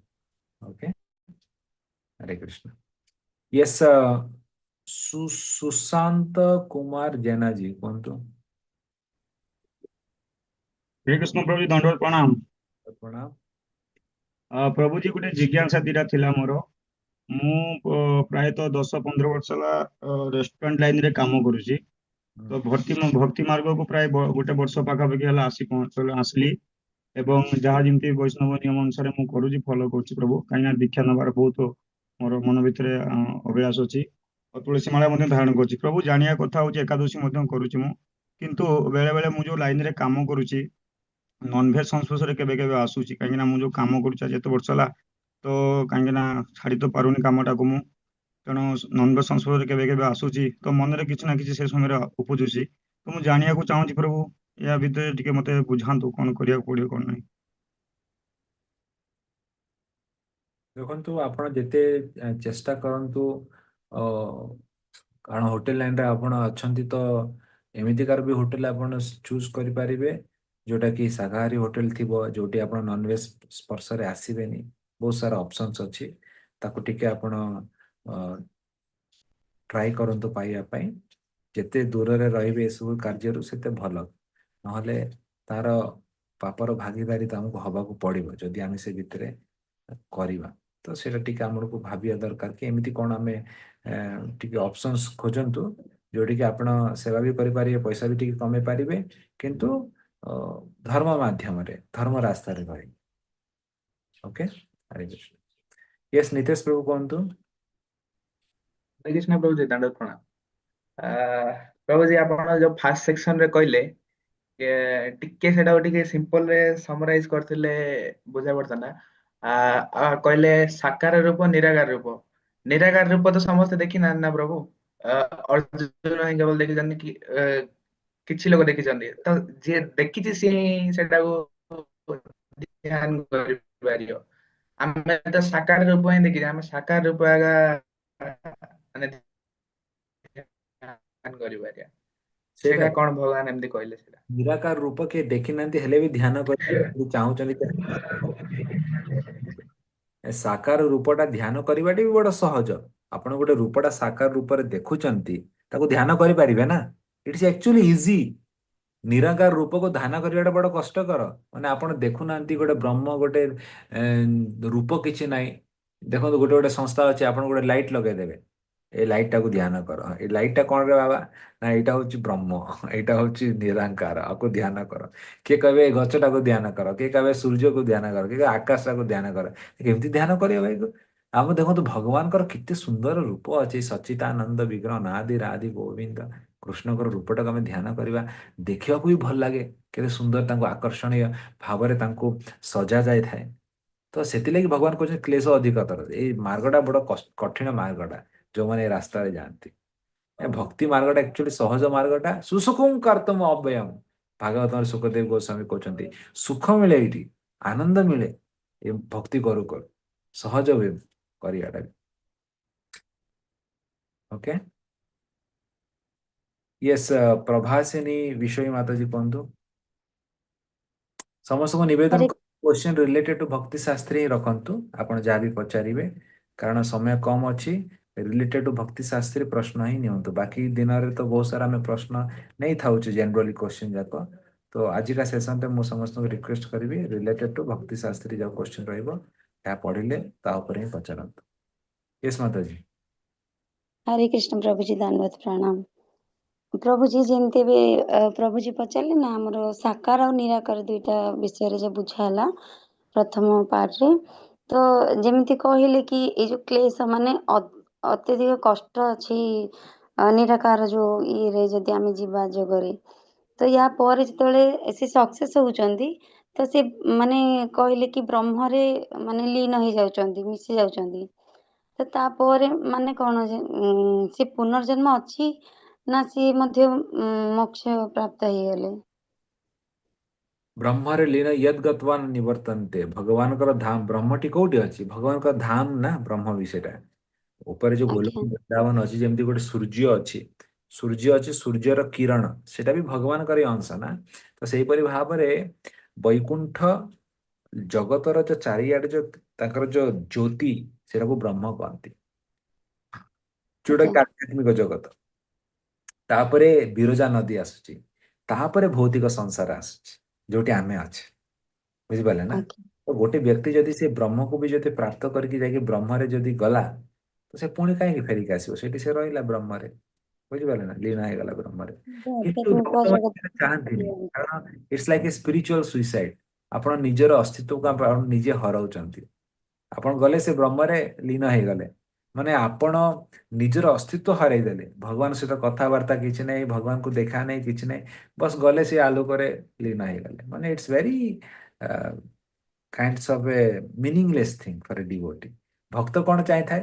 ଭଗବାନଙ୍କ ସହିତ ଆଦାନ ପ୍ରଦାନ କରିବା, ଭଗବାନଙ୍କ ସହିତ କଥାବାର୍ତ୍ତା ହେବା। ସେ ଭକ୍ତ ଭଗବାନଙ୍କ ଗ୍ରହ ଭିତରକୁ ଯିବା ପାଇଁ ଚେଷ୍ଟା କରିଥାଏ। ସେଥିଲାଗି ଆଜ୍ଞା ସେ କରିବାକୁ ହେଲେ ଆପଣଙ୍କୁ ଭଗବାନଙ୍କ ସେବା ହିଁ କଲେ ସେଇଟା କରିବା ପାଇଁ ଆପଣଙ୍କୁ ଯୋଗ୍ୟତା ମିଳିବ।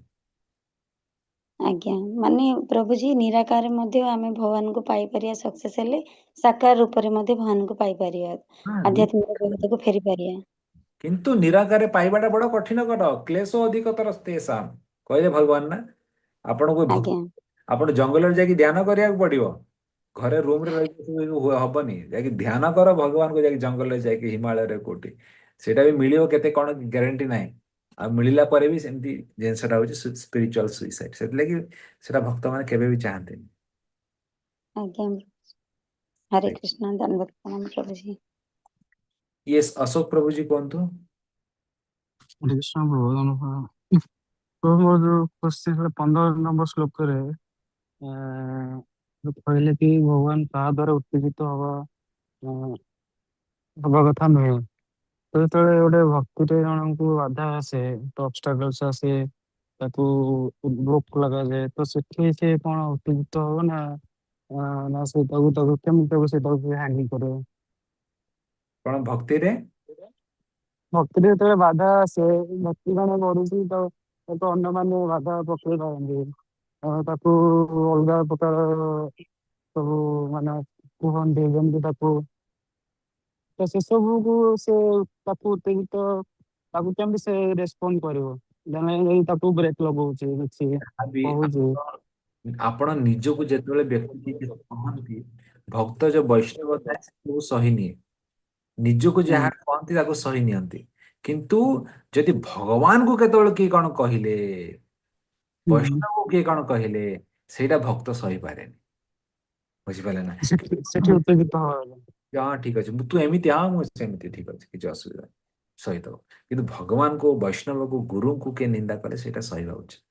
ତ ଏଇସବୁ ଏ ଦୃଷ୍ଟିକୋଣରୁ କୁହାଯାଇଛି ଯେ ଆମ ଆମ ନିଜକୁ ଯଦି କିଏ କଣ କହୁଛନ୍ତି ତାକୁ ସହି ନେବା ଉଚିତ, ସେଇଠି ଏଜିଟେଟ ହବା ଦରକାର ନାହିଁ। ଆଉ କିଏ କିଏ ଲୋକ ଆପଣଙ୍କୁ ଏଜିଟେଟ କରିବେ, ଏ ପଣ୍ଡିତ ଆସିଗଲା ରେ, ପଣ୍ଡିତ ଏ ଧୋତି କୁର୍ତ୍ତା ଆସିଗଲା, ହରେ କୃଷ୍ଣ ହରେ ରାମ, କେତେ କେତେ କମେଣ୍ଟ ପାସ୍ କରିବେ। ତ ସେଇଟା ଆପଣଙ୍କୁ ଦେଖନ୍ତି କି ଇଏ ଏଜିଟେଟ ହଉଛି କି ନାହିଁ, ଆଉ ଟିକେ ପାସ୍ କରିବା କମେଣ୍ଟ।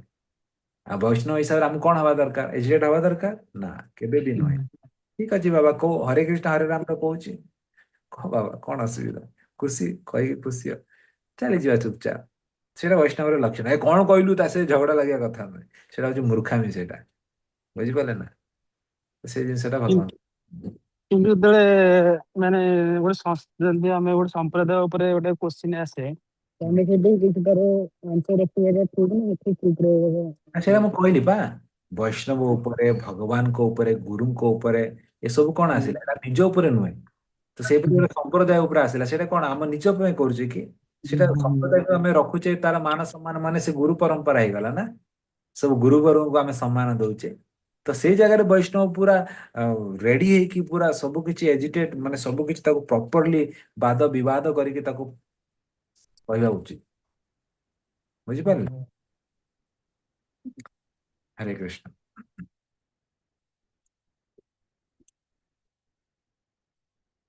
ଓକେ, ତ ଆଜିର କ୍ଲାସ୍ ଆମେ ଏଣ୍ଡ କରିବା ଏଠାରେ। ହରେ କୃଷ୍ଣ। ସମସ୍ତଙ୍କୁ ବହୁତ ବହୁତ ଧନ୍ୟବାଦ, ଆପଣମାନେ ଜଏନ୍ କଲେ। ଆଜି ଭକ୍ତି ଶାସ୍ତ୍ରୀ କ୍ଲାସଟା ଆମେ 12 ଚାପ୍ଟର କଲେ, ଆପଣମାନେ ବହୁତ ଭଲ ଭାବରେ କମ୍ପ୍ଲିଟ୍ କରନ୍ତୁ। କ୍ଲାସ ସରିଗଲେ କହିଦେବି। ହରେ କୃଷ୍ଣ। ଧନ୍ୟବାଦ। ହରେ କୃଷ୍ଣ, ଦଣ୍ଡବତ ପ୍ରଣାମ। ହରେ ହରେ କୃଷ୍ଣ କୃଷ୍ଣ ପ୍ରଭୁଜୀ, ଦଣ୍ଡବତ ପ୍ରଣାମ। ହରେ କୃଷ୍ଣ ହରେ